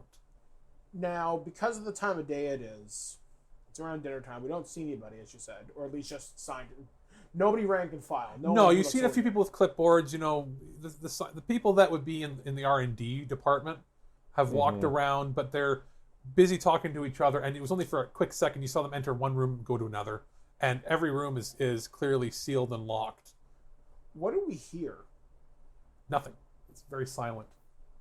You hear the humming of electricity because it's well lit and it's old school electricity. I'm going to say... There's not really sound dampening. Yeah. While we're on the bus, I'm going to say from here on out, you're John, I'm Terry. Just so they don't know our names. Because we never know who or what's listening. I'm going to go, well, John, we could bunker in for the night, or we can go grab ourselves a drink. We say we take a little walk around the building and just kind of get a lay of the land. All right. Stretch our legs a little after a long trip on the bus. That's a good idea. And we'll just casually walk into the living area. Because you're going to walk into the living area, so that's the left of the entrance. Yeah, we'll just take a look. All right, so what you see is it just has signs, a long corridor with lots of doorways, and it says, dormitory 1, 2, 3, 4. The first one just says dormitory intake. So that would be where you come when you're first new there. Yeah. And you open up the door, walk in, and again you see a corridor of maybe 16 beds, and they're singular, very militaristic in the design, very utilitarian. And you see they're all made up nice, but there's nobody else's gear there. So you have free reign to use whatever you want, but it doesn't look like it's been used in quite some time. It's kept clean. And there's nobody else anywhere nearby. Nobody else's belongings or anything, no. Huh. Shall we move along? Yeah, we'll check out the other dorms. Try and be as sneaky. Actually, can I roll clever, or actually quick? Because quick is sneak, right? Yep. And I want to roll scouting with that, if you'll allow me. You want to roll scouting with that? Yeah, okay. Because I want to be able to holy crap. the area. Okay, so I'm going to set a challenge. Let me see here. I'm rolling my My Little Pony dice. You roll First your- roll. You're going to roll your My Little Pony dice, you said? Yep, my Pinkie Pie. Pinky die. Pinkie die. We're going to have a challenge rating. So you said you're rolling with your Yeah, with scouting. scouting, so it's a +1? Yeah. You're going to have a challenge rating of 4 on that. So you're going to have to basically, with your thing, roll better than 4. 6. Okay, so and what was it you're looking for again? I'm looking I want to be able to stealthily move between the rooms, look for any signs of recent activity, or if I do see someone, be able to shadow them, see where they're going, look for patterns. Perfect, you can do so. Okay. What do I find? Each room is basically the same as what you found in your first room. Like accommodations for easily 50, 100 people even. But well kept and clean, so they're not dusty. Like these might have been used, but nobody's currently living in any of the beds. Because you can smell when someone's been in a room. Correct. Like it doesn't even have that people smell. Like nobody's ripped a nice very- juicy fart anytime recently in there. It's poetic. It's very sterile. Huh. Are there any other rooms nearby other than the dorm rooms? Just the lavatory. So bathroom. Poke in the Which- lavatory. Is anything out of place in the lavatory? Smells clean. Smells like bleach. Okay. Weird question. Has it been cleaned recently? No, about the same. We're talking at least a week or so. Since, Okay. So if there's just scientists around right now, if that means there's a few people here, John, which means maybe we can get a lot of our stuff done now. But also Where do that we means go? the risk of getting caught. Where do we go? I'm thinking. Think harder, damn it. That's your job. Well, if we head towards the laboratory, that does give us some options. But once again, we're going to stick out like sore thumbs. So, You think that, but it seems, I'll give you this.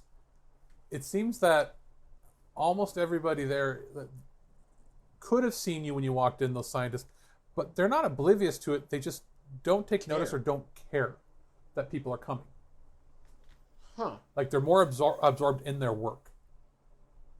And the scientists are just wearing dress pants, dress shirt, and a lab coat, more or less, right? Correct, yes. Like a 1920s, 30s They doctor don't look would wear. particularly out of place. Nothing weird. Just No, super they're absorbed in their work, talking, and the only thing was they kept muttering of they think they're close. They think they're close. That's all they were saying. Well, Well, there's nothing here in this living quarters area, so we can either kind of skirt around the outside of the building, kind of check things out from out there, or we can just dive right in, head to the work area and see what we can find. trying to think. I don't like the idea of us going in without a lot of intel, but then again, I also don't want this place packed full of people should we have to start doing anything rough. I'm not a big fan of that. I don't know. We I got don't know, John, name what do you think? badges. We got these name badges with us. So if we do get caught right now, we just say, "Oh, we're trying to figure out where to go. We Yeah, just we're got just here. We don't know where janitors. we are." So, I think John's got a good idea. We'll take a walk out towards the work area and just try and stay as low profile as possible, which I can roll scouting again. Now, can we combine rolls? Can I No. add a bonus to him? No. For the sake of this game, no. Okay. Well, let's take a look at the work area. We'll see what we see initially, and if it looks sketchy, we'll just beat feet and get out of here. Let's just keep our heads down. Just keep a low profile. Don't look around and look like you look lost. Yeah. Just look like we Blend know in. what we're doing. Blend in a little bit. So Yeah. you guys, you're gonna walk over to the work area. Yep. Yeah. All right. Not Well, fling the door open, but just like, well, hello! you're doing so, but we're gonna have to find out what happens next time. Next time. Here on the Cambridge Chronicles. Ooh. World War One. World War One. The Warring 20s. The Warring 20s, the great Warring 20s. That's going to be a tongue twister. That's right. So for this edition of the Cambridge Chronicles, I've been one of your players for this afternoon, Mike the Birdman Dodd from ThisWeekInGeek.net, and I've been joined with my ever-faithful compatriot, Mr. Christopher. and our storyteller for this afternoon. Alex. We'll be back, guys, right here on the Cambridge Chronicles.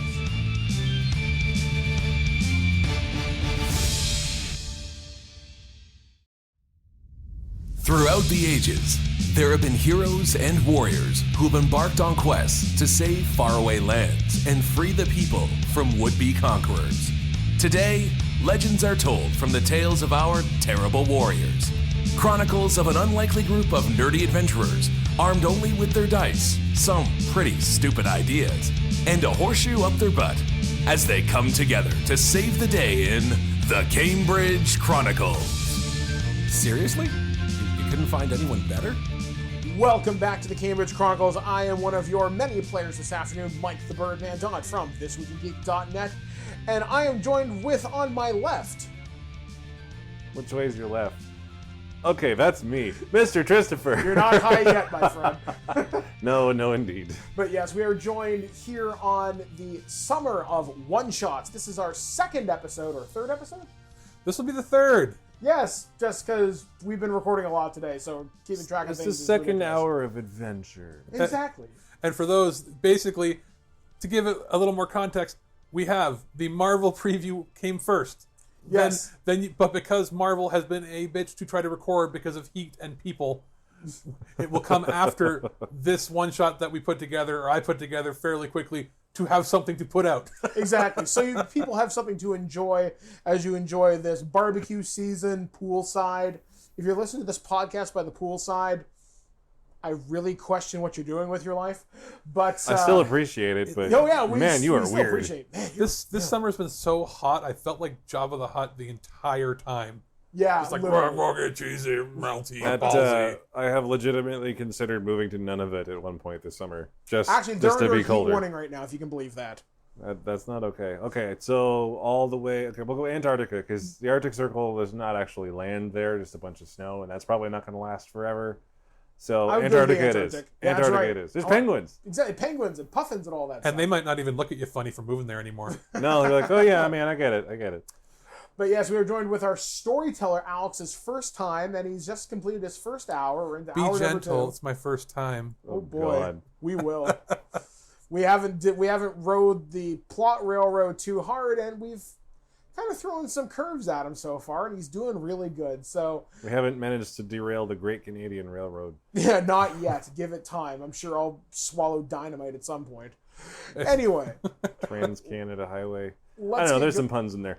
Let's get going with this alternate history historical adventure of World War One. And where do we find ourselves? Well, last episode, you were just about to go from the residential dormitory area of this Delta factory, which seemed oddly vacant of people. Very sterile and Yes, to the workers' side, to where you go. It just says "work this way," basically.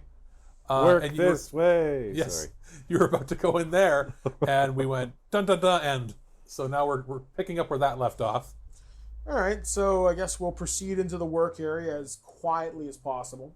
Nonchalant. Now, you would expect it to be like large factories with like, Yeah, I'm picturing Assembly booming lines and rooms stuff. as my expectations, full of people and workers and But loud instead- noises and heat. what you find is more like the dormitories, only instead of the dorms, it says above each room, it just says, lab 1, lab 2, lab 3, lab 4. Now, the doors have like little windows on the outside of it, but it doesn't appear to be able to any way to get it. It has a key entry, which is a new thing you probably had never seen before. But it has sort of like a key entry safe lock to get into each room. Oh, like those push button things. Yeah, like right? a key, like those keypads, but it's more mechanical because it's older. It's more Yeah. like you're not going to hear like an electronic beep. It'll just be like click, click, click, click, and it opens or it doesn't. Okay, that's cool. So you can see inside of them though. I'm going to take a peek in lab number 1. Let's just start at the beginning. Yep. Left or right? both sides of the room have both sides of the hallway have the exact same. Okay, so layout. John takes one side, I'll take the other. All right, so Mike, your character looks into a room, and it's just looks like an interrogation room with a table and a chair, but nobody's in there, just empty. Okay, I'm gonna signal using military hand signs at Jack. Weird. I'm trying to think what I want to signal. Just weird. Okay. Okay. What do I see in mine? You see a similar setup, only you see a skeleton sitting in a chair, and it's been there a while. So it looks like flesh was burnt off. Well, that's disturbing. I'm going to signal back weird, and I don't know if there's a signal for dead body. Really fucked up. Dead tango, maybe? Okay. So you see above the doors, there's, a little red light, for each room. And you see on the wall, the far end of the room, a sign that says, red light means in use. So you see one red light down the hall on. All right. I want to keep checking each room as we go, just peeking in to see if there's anything unique. The rest they all look pretty empty. Okay. All right, we'll head towards the one that's in use and be as quiet and stealthy as possible. I'll leave that to you to peek into this one, Mr. Sneaky, Mr. Quick. Yeah. Okay, so you look in, and you see a worker sitting down. He has a janitor's uniform on, and it just says janitor on it, same as yours, same name tag. And he just has 3 plates in front of him with donuts. How many donuts? Just one donut on each. One donut on each. Okay. And he looks to be, he's just sitting there, and he has a piece of paper in front of him, and it just says, eat donut A. And he's just eating donut A. That's it. That's all he's doing. Should we keep watching them? Yeah, we'll keep watching until anything weird happens. I'm gonna. Okay. Is there any other exits and doorways? Nope. It's Any just other sounds? nope. You don't hear any sounds. You go, okay. You then see him grab donut B, because the next sheet says eat donut B. He starts eating donut B, and immediately his skin bubbles up. Jesus. Uh-oh. And he starts to froth at the mouth, and he's going... And you see him getting angrier and angrier and madder and crazier and crazier. And then he just starts banging his head as hard as he can on the table till you see blood come out of his ears, and he passes out. You then hear... Shit. You then hear an audible, not an alarm, it's just hear rear, rear, rear, rear. It's sort of an odd sound, just four tones. And you hear a door open down at the end of the hallway. Are we visible from that door? You will be when somebody does eventually come through, but the way the hallway is set up, it's a cross. So there are corners. There is a corridor you can go around. Okay, let's go around said corridor. Let's hide. Let's hightail it over around. Okay, so what you see is walking out is a man in a black suit smoking a cigarette, and behind him come 2 people in they're in the scientist uniforms, but they have gas masks on. Surprisingly, I think that's all that they need. The gas mask, and that they're not in a hazmat suit because that didn't really exist. And they go in. You see them go into the room with the janitor, I say in quotes. Mm-hmm. Former janitor. And all you hear is double tap. Bang, bang. You see them load him up onto a gurney. And as they bring him out into the hallway, the man with the cigarette just says, 20 seconds. And they walk out, close the door behind them. Well, that's pretty fucked up. What's your next move? I'm trying to think here what we can do. Well, we can't go in guns blazing. No, that's can for we sure. try to follow them from a pretty far distance and go through the door and see what's on the other side? Well, we're supposed to there gather any- information here, right? Yep, you are. Is that room open? Yes. They didn't take anything else out. They just I took the Head body. back into the room with the donuts. want to take the donut that he ate, use the tip of my pistol, Yeah. and tip it into my hat and seal the hat. Okay. Might as well bring back a sample. There's a donut C too. We should probably grab that. Yeah. I'm going to. So you're taking donut B, which is what the one he ate and then went crazy. Yeah. And we'll take donut C as Donut. just in case. Yeah. So where are we putting donut C? We'll just put them both in the thing. Because honestly, Okay. I was gonna say, I please wanna- don't go. I wonder if C's fine. And just take it back. No, but I want to stab through. I'm going to take my trench knife and kind of stab through donut C to pick it up and put it in there. So now my don't knife touch has it. donut C all over it. Just as a It's point. by the way, it's strawberry filling in that one. Sweet. Strawberry Wicked. knife. Okay, so we will take these materials, and I think we should leave. Because we don't know. We have no idea of enemy numbers. Yeah, have we should no- wait for a while. Like, Probably wait. come on back at a better time. Exactly, because honestly, right now, we don't know what they're doing.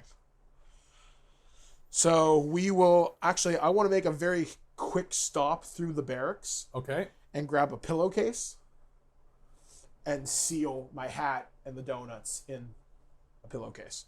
So you want to do that? You want to basically sack it up like a hobo? Yeah. Okay. Donut hobos. Donut hobo. Donut Hobo hobo. donuts. That's fine. Hobo nut. No. And then we will GTFO off the property. You're getting off the property. Yeah. You go to leave, and you're going to have your first encounter. Oh boy.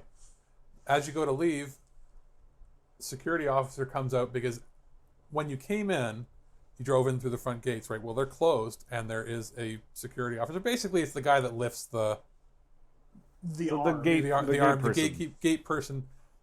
You know, there is no Dana, only Zool. The gatekeeper. Are you the keymaster? Yeah, so he's more armed. He just yells out, "Where are you going?" Oh, we're new arrivals. We haven't been assigned yet. He raises his rifle and says, "You don't leave here." We don't know Oh. what we're doing here, so where are we supposed to go? He's back inside. Wait till you're called for work. How about you lower the rifle there, boy? Not happening. And he goes and No, fires a warning I shot. don't much like people threatening me. Fires a warning shot. It goes past your heads, but you know he Say, means I'm business. pretty quick. I could snap shot him with my pistol. He's Yeah. already heard. It's already a firefight. Because you're in the shit now. Now you got to roll for initiative. All right. Rolling 1d6. I got a 6. I got a 4. I'll roll my pink die. 1. He goes last. How far away is he roughly? About 20 feet or so. Like not really far. Like you could. In D&D terms, he could close that distance in one round. I was gonna say that's a lunging sprint, and you're at the guy. Yeah. It's considered close. It's probably too close for a sniper rifle. Oh, that's why I'm pulling my pistol. I'm popping him in the fucking coconut. Yeah, so my idea is I'm just going to lunge at him and grab his gun arm and just like wrench it up so he can't shoot again. So you're first. Yes. All right. So roll for it. I'd probably be a strength in hand to hand. Yeah, that would be. Come on. That's a 2 plus 3 plus 1. That's 6. So you got a 6 on there. So his defense is 6. So he Ties Doesn't quite work. ties go to the defender. So no. So you said you went to try to Yeah, grab him. I'm trying to like wrestle him and kind of wrench his arm up. He literally chest kicks you to the ground Ow. because he's wearing military boots and just he huffs you down. Sparta kick. All right, I'm No damage, but Sparta kicks you off. Yeah, not in a good position, but I'm not like hurt. Yeah. I'm gonna reach inside my jacket, pull out my Mauser, and have it set the single shot. And Okay. I am gonna pop him in the face. You're gonna headshot. Yep. All right. So for you to do that, I'm More adding challenging. a challenge on there. You're gonna have to get a 8 or better, or better than 8. Sorry. Nope. Nope. 2. Nope. Nope. plus 2 your plus 3 plus Oh, 1. plus 3, so that's 5. plus your. If you Shooting. allow me to use long distance. I'll allow you to use your. No, actually, I can't use it on that. No. Say no. So no. So because he's wearing a helmet. So Yeah, so basically, you fire, and it's not even enough to ding into the helmet. It's just you graze the side of it, and he's like, "Motherfucker!" like next time I won't miss. No. Okay, so you're trying to cover your ass and Yep. try to intimidate? Yep. And he's just like, motherfucker! When do these homeless ever try to fight back? So there's a little secret there. It's basically the homeless they've been taking All right. to give jobs, right? Now it's his go. Shit. It's his go. So Not a bad position. he's gonna take his rifle and shoot you as best he can. So I'm gonna have to roll. Now he's aiming for center mass because he's not. Yeah, he's not a sharpshooter. No. So he's got rolls is clever. I tried to resolve this via diplomacy. I tried. What's your defense? 6. So he rolls a 6. Ties go to the defender. Ties go to the defender, so he misses. This is just no. Let's try it. The combo of nothing, or You combat of can nothing tell that happening. he works the gate for a reason. The gun's mostly ornamental. Kick him Okay, in the so- balls. Top of the combat round. Yeah. I'm on the ground right beside him now. Yeah. Okay, yeah. You could try to stab me like right in the groin, Yeah. Or in his yeah. leg.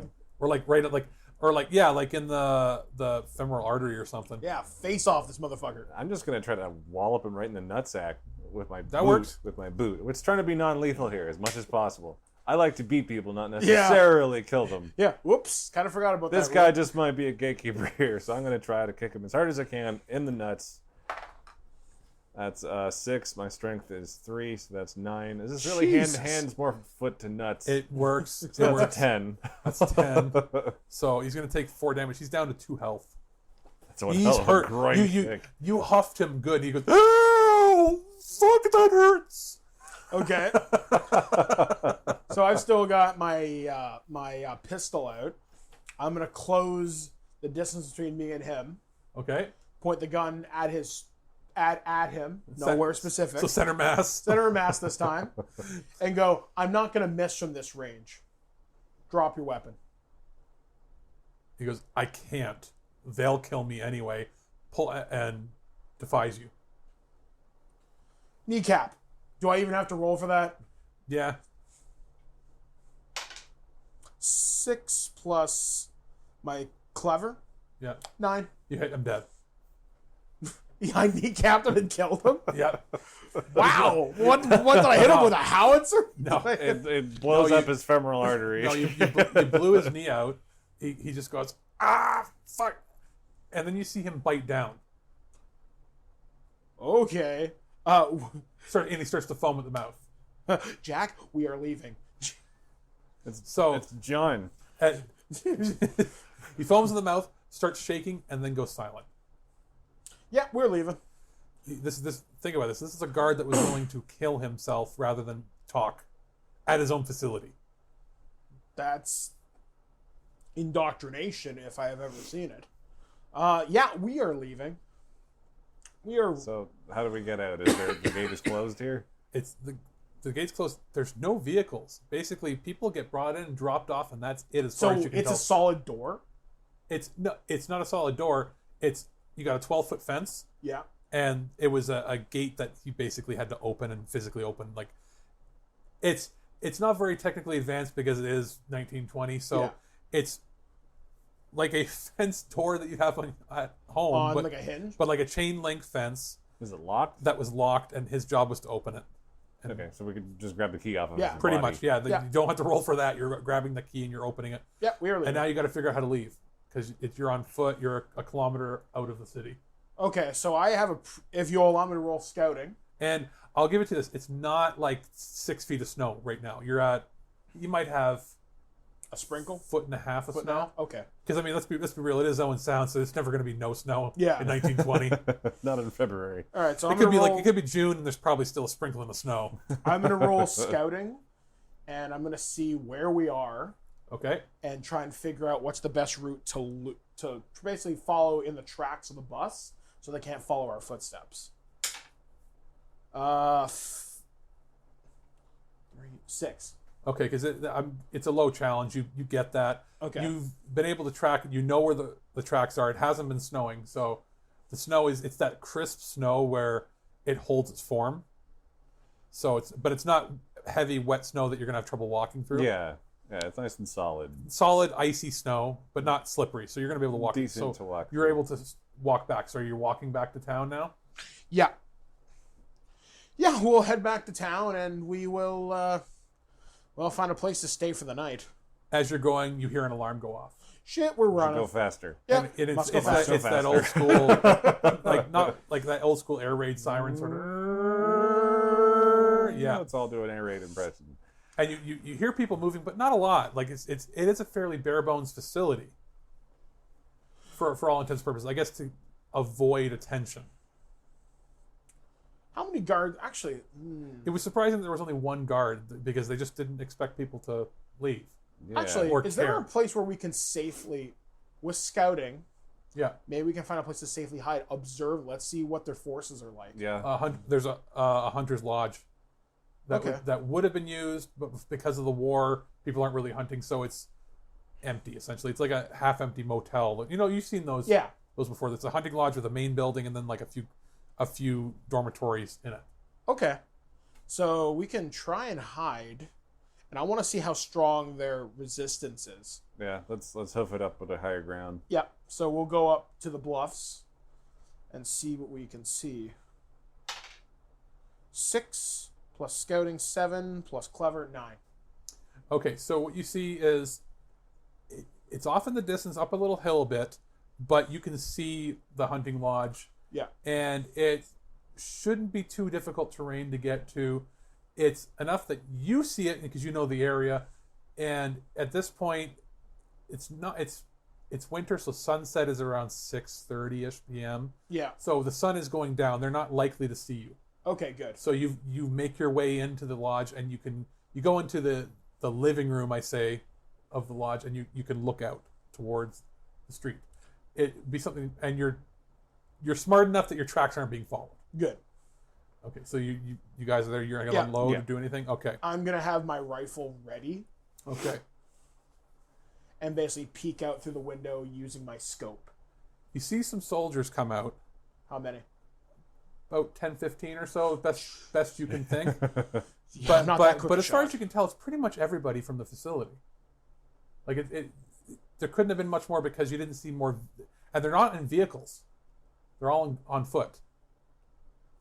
The odd thing is they're all in different uniforms. Any uniforms that we recognize or he recognizes? You see German and English.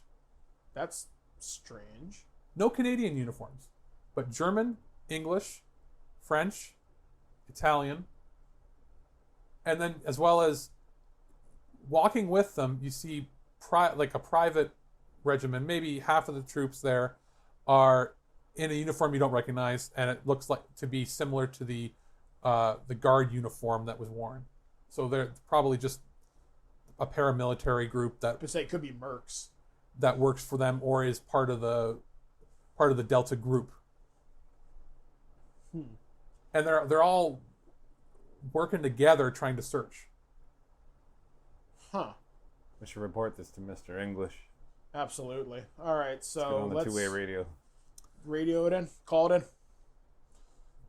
Mr. English, we're at the facility. We're just outside. We're observing all sorts of soldiers from different countries all working together in this facility. Germans, English, who knows what else. You hear static. would we know about jamming at this time? I guess that's a thing. I don't know. I'm trying to think what we you don't just hear static. You hear like a hump. You hear a low buzz.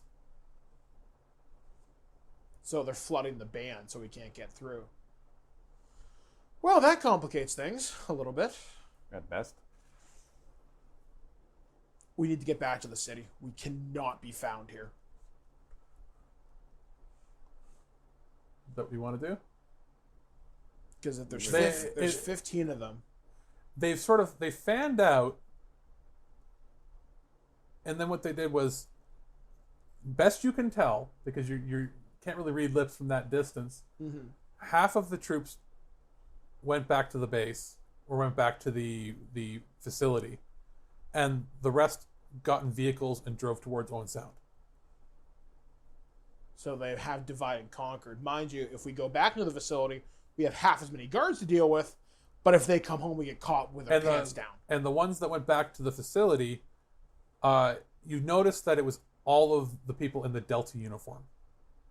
And the rest of the soldiers seem to go to the city, but as they're doing it, you can see them changing into plain clothes. Okay. So if you choose to go back to Owen Sound, you don't know who would be looking for you because they're in plain clothes. But they also didn't see our faces. There's no cameras at this time. True, they would also have been canvassing, but same thing as if you go back to the base, you've killed anybody that saw you. Yeah. So we're essentially faceless right now. I don't know. What do you think? Because the mission is figure out what's going on. Yeah, right now all we have is a donut, 2 donuts. And what we've seen. So we And know our some word. kind of testing. We need more. We should go back into the base. There's fewer of them now, and they don't know who we are. This is true. Plus, trying to think if there's anything I can do to maybe give us a better chance. Fuck. Are there any lights around the facility? Like any? Like spotlights for and that overhead? just the standard security lights that, not security as in like, they're not a spotlight to look at you. That's not the kind of facility. Yeah, just they like didn't want to big- give that air out. Yeah. It's just the standard lighting of the road so that trucks know where to drive in and horse and buggy and whatnot. Can we get a high vantage point? From there, no. It looks like a very standard government facility. Like there wasn't even a guard tower. It was a guard booth at the entrance. Okay. The whole building is one floor, very square and blocky, like a nonchalant, nothing fancy building. Nothing out of the ordinary. Basically like a one-story factory. Okay. Think of it like the size of a Costco. All right. That's pretty much functional. That's a functional. it's analogy. basically like a Costco, but not as tall. Okay. So we should head back in. We have more to discover. Yeah. All right. Agreed. So at least you know you have a hiding place Yeah. that wasn't found. So Yeah. we'll move in slow, as we're not going to attract any more attention. And to give us that range, I'll have my rifle up so we can go slow and just move methodically as possible. Get in, quiet. And did they leave the guard's body there? Yes. They haven't touched it. That's a little weird. I think they take care of their own, but I guess not. Do we see any of the guards outside? No. They all went back in. It's very quiet again for whatever odd reason. Okay, So well, let's head back to the building as quietly as we can. Trying to be sneaky. We're kind of past the point of being nonchalant. We got a rifle out. Yeah, Yeah. Pretty much. You might want to go with your, like, no. If you walk in there and they don't know who you are, they're probably going to be asking questions that you don't want to hear. yeah. So I'll sling my rifle and I'll We have the my advantage of pistol. surprise, but not of complete incognito. Yeah, exactly. I'll have my pistol at the out. okay, so when you walk in, you're in the main building. You got to remember, to the left was the dormitory area, the right was the work area. Does anything seem different? Nothing there. Nothing seems different. It's just that you'd seen. Normally, you would have seen like muddy boot prints, but because there's none of that, you just have where snow is melted from the boots. Mm-hmm. So Let's follow the snow. you want to follow the snow? Okay, so you walk in, and at the end of the hall, where on the right-hand side is where you found the donuts. And there was the double doors that were going to the back where they came took out the of. body. You see the trail leading there. All right. We got to go through those doors. Everything we need to pass those. All right, let's do it. Nice and slow. You walk in there, and it's another odd hallway. It just seems like a building that's very sparse, not a lot in it. It doesn't make any sense as to what's going on there. And you walk in, and there's another sort of fork in the road where you have a left and right. The left side says administration. The right says lunch, like the lunchroom, essentially. Oh, okay. The mess hall. And you see it split as far as the snow goes, with more of the snow going towards administration and then a few of it going towards the mess hall. But you hear sort of a commotion coming from the mess hall area. Like you hear murmurs and sounds. Let's go check out the mess hall. Let's go to the mess hall. Yeah. Okay, so you walk up into the mess hall, and again, the doors doesn't have any windows on it, but as you open the door, it's just piles of bodies. That is a mess. We're talking 200-300 bodies in Jeez. different states of decay. It's a wonderful smell. And within it, you hear moaning of people that are dying that haven't quite died yet, that were just thrown in the pile. Lord. All at different forms of decay, different levels of, boil-looking infection. That's horrifying. Yeah, nope. I didn't sign up for this shit. And we're talking 200-300, so this is a pile of bodies. Yeah, we're just gonna not open that door any further. And Is there any sign of the guard, or not the guards, the troops, the people we were following? Nope, not there.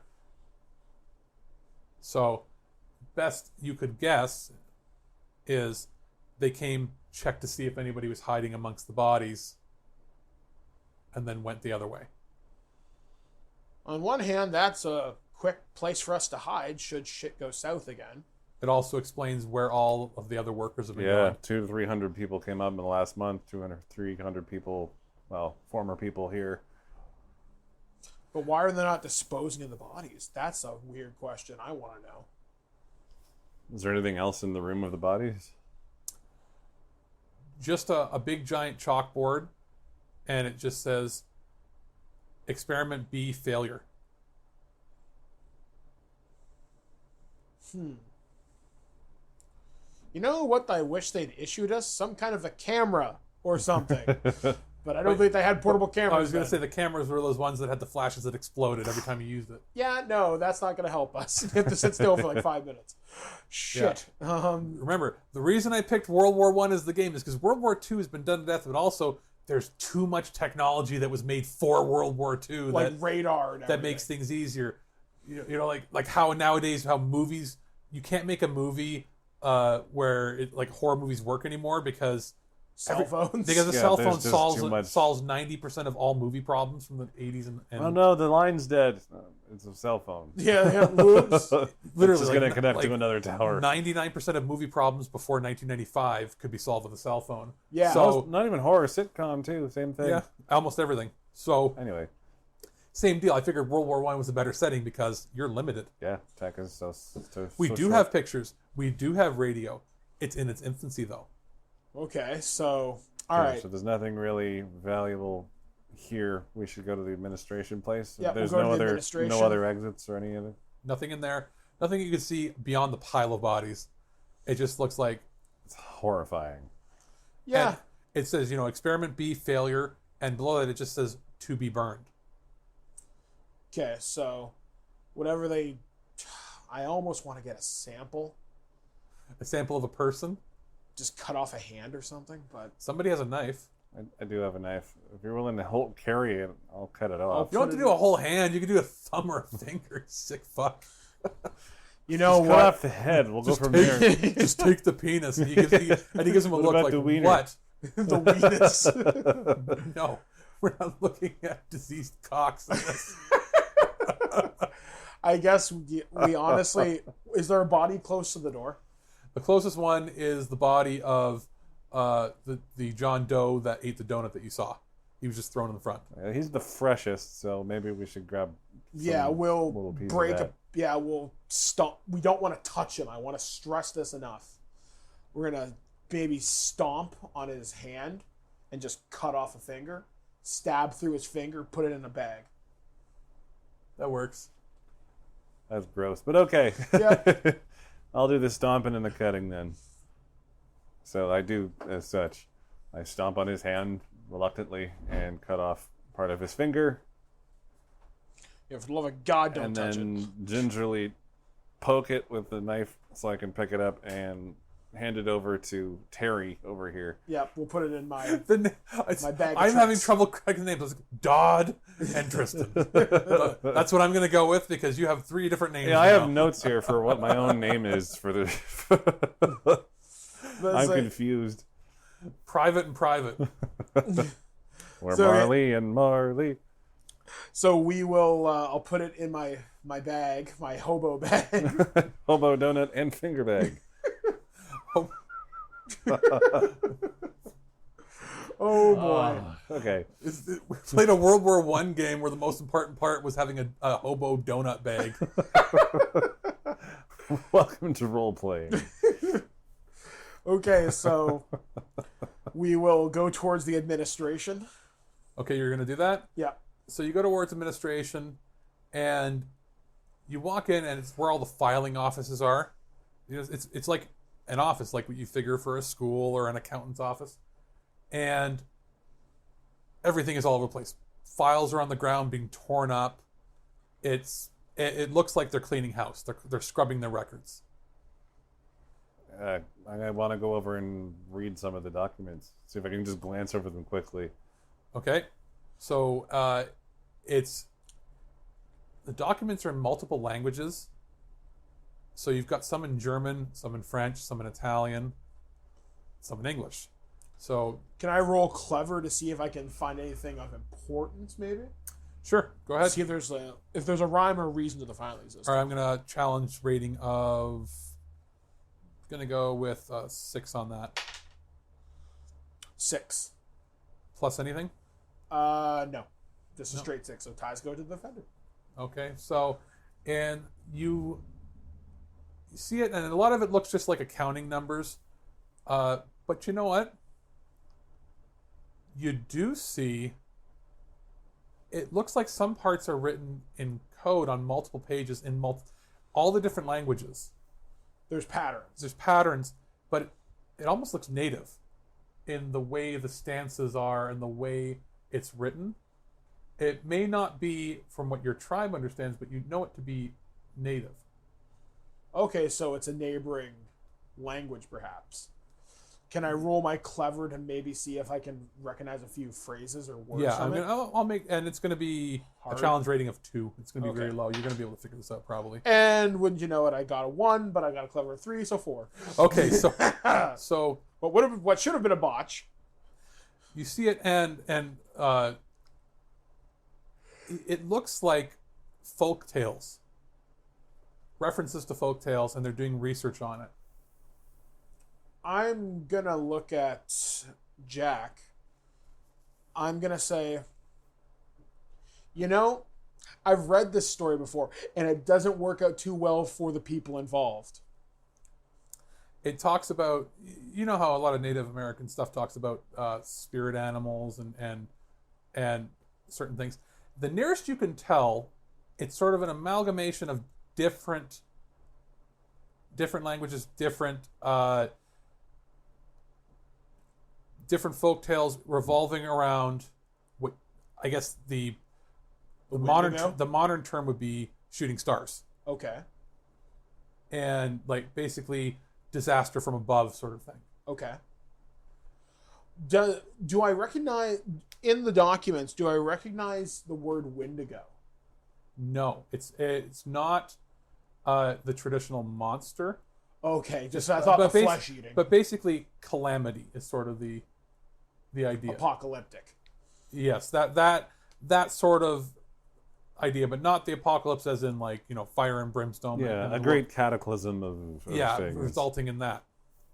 Okay. I'm going to relay what I found to Jack and say, okay, this is bad news in my languages. We should grab some of these papers and put them in the hobo finger donut bag. Well, we should keep these separate, so we'll grab a file folder. Probably a good idea. Yeah, don't want to get donut and finger all over the jelly donut poison on everything. So yeah, we will grab as many of the files that we can safely carry, throw it in like a satchel, and actually, do we find like a bag or anything? You've got like file folders, that sort of thing, because they threw a lot of things around. So they'll have those weird little twine things. It looks like they grabbed most of their vital research, and then these are the duplicates that were in other languages. So it looks like you found an English piece, but most of the English stuff is gone because it's more of a universal. The research was being done in Canada, so the language. English primarily. Is there anything that's not documents of note in the room? You find a early reel-to-reel tape recorder. Grab it, or grab the tape out of it. The tape out of it, and not early as in like it's not like a room-filling thing. It's a reel-to-reel. Let's say it's one of those big tapes, 2.5 feet long by whatever. Not the reel-to-reel like the huge reels. More like what you'd have like on a dictation machine now. Okay. So it was a smaller reel, like an 8 centimeter tape. Okay. And so I'll grab that. All right. So it does need power. So this is before the days of batteries. Should we just like turn it on? Yeah, let's see what it says. You want to turn it on? Okay. So no, I was going to say it does the pew, the old RCA thing where it kicks in. No, it turns on, and what you're hearing is little excerpts from scientists, and it's a few different people at different intervals talking. So I'm not going to attempt different voices, but it's different people from different research divisions talking about that, leading into the events of what happened at the signing accord, and the Delta Group, which owned mining and resource gathering companies in Europe, North America, everything. They, being a private corporation, had a lot to lose by this war going on and being prolonged, and whoever won was going to screw everybody over with different. You're gonna have different restrictions and embargoes on certain trade agreements and everything. So they had a lot of money to lose no matter who won right now, right? So they were in Russia mining when meteor shower happened. And they thought, oh great, we can get resources out of sometimes there's raw materials. You can get really rare materials like diamonds and that come out of meteors. Iridium, stuff like that, yeah. Yes. But what they found was, and they didn't realize it right away, was a biological. So it was like a spore, like a fungal spore. It's a metagame, like the Andromeda strain. Similar, or I don't know how to pronounce it, but there's the whatever incident they had in Russia, the Tunguska blast. Yeah, boom. Very similar. Okay. And the workers that found it almost immediately went ravenously mad. And they're doing research on it to see if they can end the war and control the outcome with it for profit, is what you're gleaning from this. Or at least so much of what you can glean. So they're looking to control this spore so to give them kind of any sort of advantage. It becomes a super weapon of its own kind. Yeah, so the notes and everything mixed with the tape, what you can gather is they're looking for ways to control the incubation period of the spores before the biological effects take hold, as well as the severity, extremity, and could you be influenced with it? Mind control. Right now, it's been an abject failure, and anywhere it's deployed just ravages the area, making the people I'm going to say zombies, but not zombies. Feral ghouls of sorts. You know, basically without the undead part. Basically, fevered, crazed people that have no rhyme or reason. They'll eat their family. They'll eat any. They're as far as they can tell, out of control of anybody. It's like The Last of Us and the whole cordyceps thing. Yeah. You're nuts. You're gone. Yeah, like once the spores get into your lungs, you're done. Or in the case of a donut, into your belly. I'm gonna look at Jack, say, well, let's take this recording. Yep, let's take this. Short of us capturing one of them, and it looks like they're willing to kill each other. Is there any other entrances or exits or rooms we haven't been in? You just see another doorway that just says,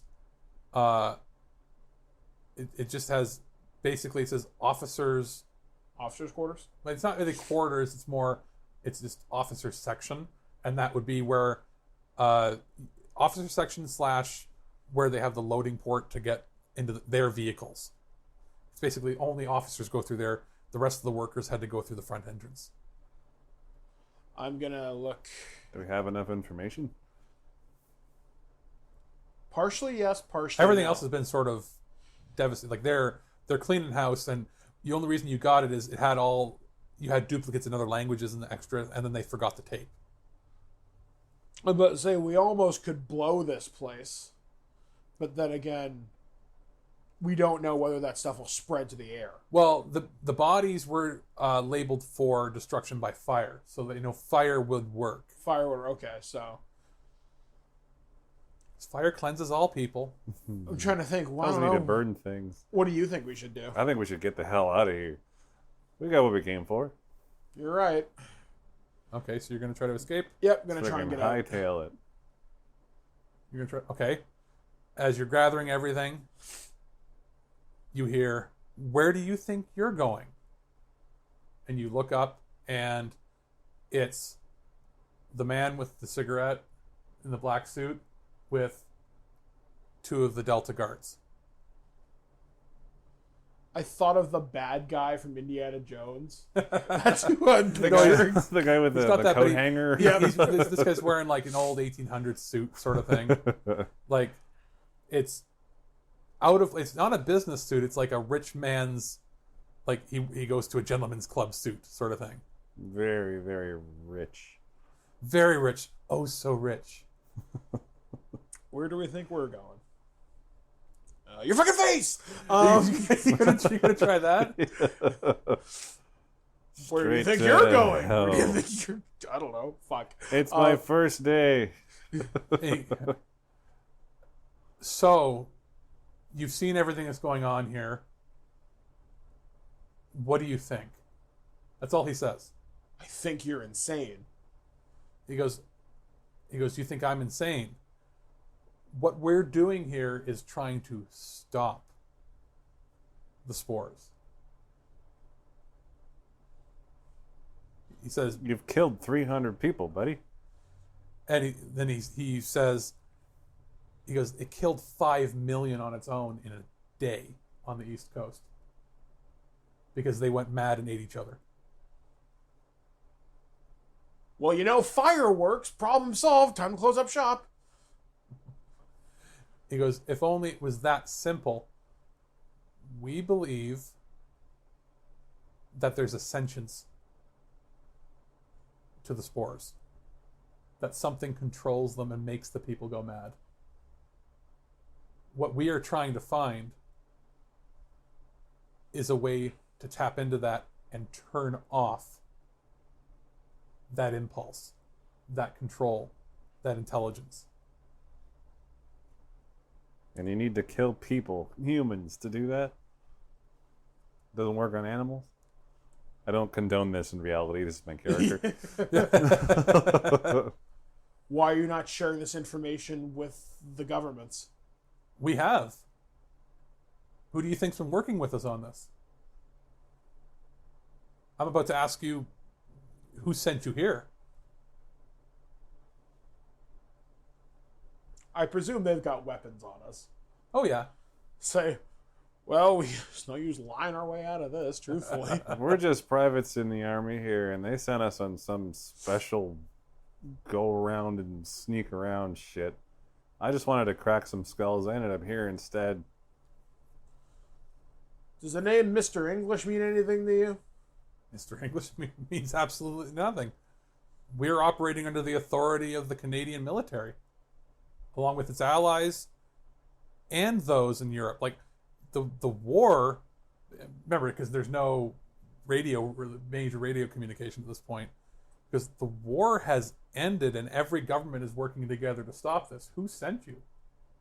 He goes, if I may, I'm going to hold my hands up, drop my pistol, because honestly, I'm not a fucking sharpshooter like that. I'm going to reach into my coat. Fastest hands in the West.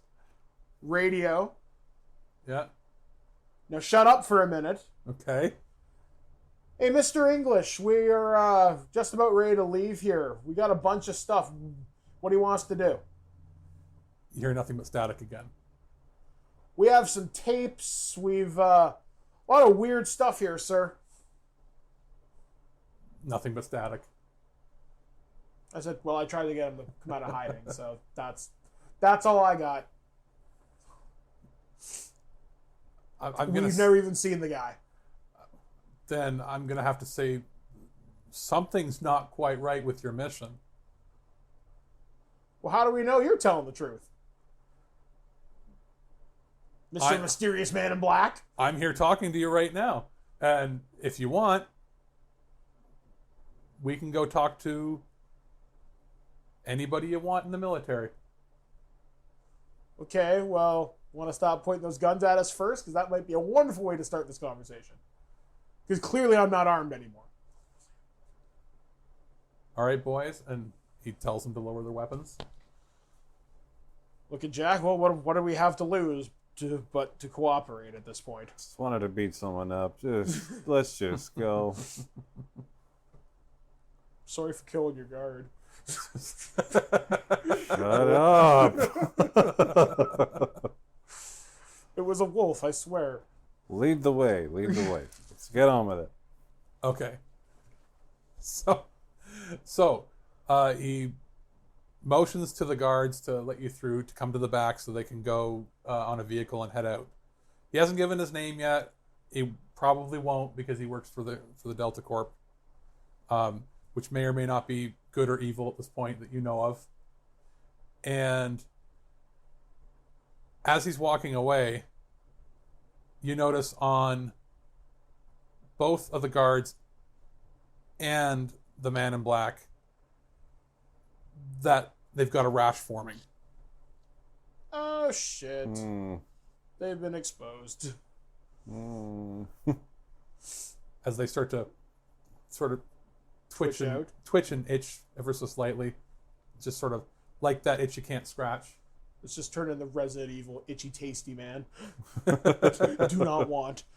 And they just, as they're walking towards the vehicle to radio out, they just stop, sort of dead in their tracks. And the two soldiers look at each other and bang, fire their guns at each other's head almost immediately. They execute each other. Okay. Out of the blue. Well, I guess not out of the blue if you saw them starting to itch and go a little crazy. And the man in black stands there and he just starts tapping his hand at the side of his leg. And then just starts howling and screaming. And turns around and lunges at you. Say, you didn't drop your knife, fucking stab him in the head. So now, I guess we're rolling initiative. Still got your rifle? Don't know if I can... Yeah, say, technically I would. It's slung across my back. That's a 4 for me. That's a 5. That's an 8. Can't have an 8. Oh, sorry, it's a 5. I thought it was out of my... All right, so you and I re-roll. Okay. 6. 2. Okay, so it's you, me, then Tristan here. So what do you want to do? My guy's lunging at you. I rolled an 8 on a d6. So sorry. I'm awesome. I'm going to scramble the fuck out of the way and get behind Jack. Oh, boy. That's what you're using your turn for? Yep. Not Okay, the face. okay, right ahead. So I guess I'm going to lunge and try to bite the face off of Jack. Oh boy! Hey, go get him, Tank. I've grown quite attached to my face. And let me check my stats on this guy.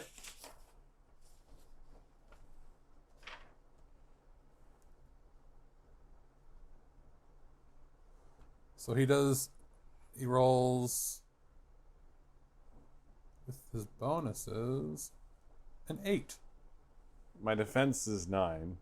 Okay, so then no. He does not make he goes to knot your face and misses. I don't know how he misses. He just goes and bites the wrong spot. Damn it. Oh, bite doesn't have very good range. That's true. So now it's your turn. It's All literally right, a touch I'm going to attack. pull up my knife and I'm going to try to stab him right in the neck. Oh, crap.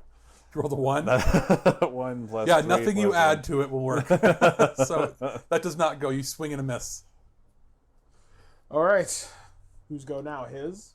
Or mine? Yours. Okay, I guess now that I've out of the way, I'm going to bring my rifle to bear. Okay. Aim down the iron sights and try and cack him in the head. Or just shoot him. Fuck that. I'm just going to shoot his ass. Yeah, I was Shoot him in be the very, cack. be very careful if you say head, because I'll make you roll differently. All right. Plus clever. 5. No, it does not go. Fuck. So, Man in Black Crazy Man is going to still attack Tristan, Woo. because he's right there. Defense Plus that. is still 9. It doesn't roll to 10, so... Oh, shit. Now we figured out it was going to be the difference between it. Yeah. Yeah, I believe we've agreed to that. Different damage. So he takes a swipe at your chest and scratches you for 1 damage. Okay, so my current health is down 8. But you also don't know if that makes you infected now. Guess we'll have to wait and see. Oh, Precisely. goody. I'm going to try to stab the motherfucker again. Yep. That's a 3 plus 3 plus 1. That's 7. No, doesn't hit. Not in this case for what that is. All right, my go. Yep. Will you allow me to rapid fire to give me a bonus to spray And the area? yes, I will. Okay. So like a +1? I'll give you actually. How many are you going to fire? I'm going to fire 3. I'll give you a +3 on it. All right. Plus 11. Oh yeah, you hit. There's a So then that. So that's take 3 damage. So I'm going to say he's at half health. Yay! Did my gun jam? No, it did not. Nope, it did not. But you got to reload because remember it's manual loading on that. Yep. So I got to slap in a new clip. Yeah. So yep, that's useless. And I don't have my pistol. Jack, have fun. The man in black, because he's crazy, is no longer paying attention to you for the moment. He's pulling the bullets out by hand. Quick, he's distracted. Kick his ass. He pulls the bullets out of his own skin, just screaming at the top of his lungs. Just pulling him out one by one. I'm going to try to drive a knife through his chest. Just 1 dice. 4, 7, 8. For this, I'll say you hit, but 1 damage. I presume I did not pick up my pistol, or did I? You did not. Can I grab one of the rifles from one of the dead guards? They had pistols. Okay, I'm gonna grab one of their pistols then, Yeah. and I'm gonna try and shoot this motherfucker. Because he's pretty hurt now. 8. 8. Doesn't hit. What, motherfucker? But he's hurt. Did you hear that? Yeah, I heard some booping.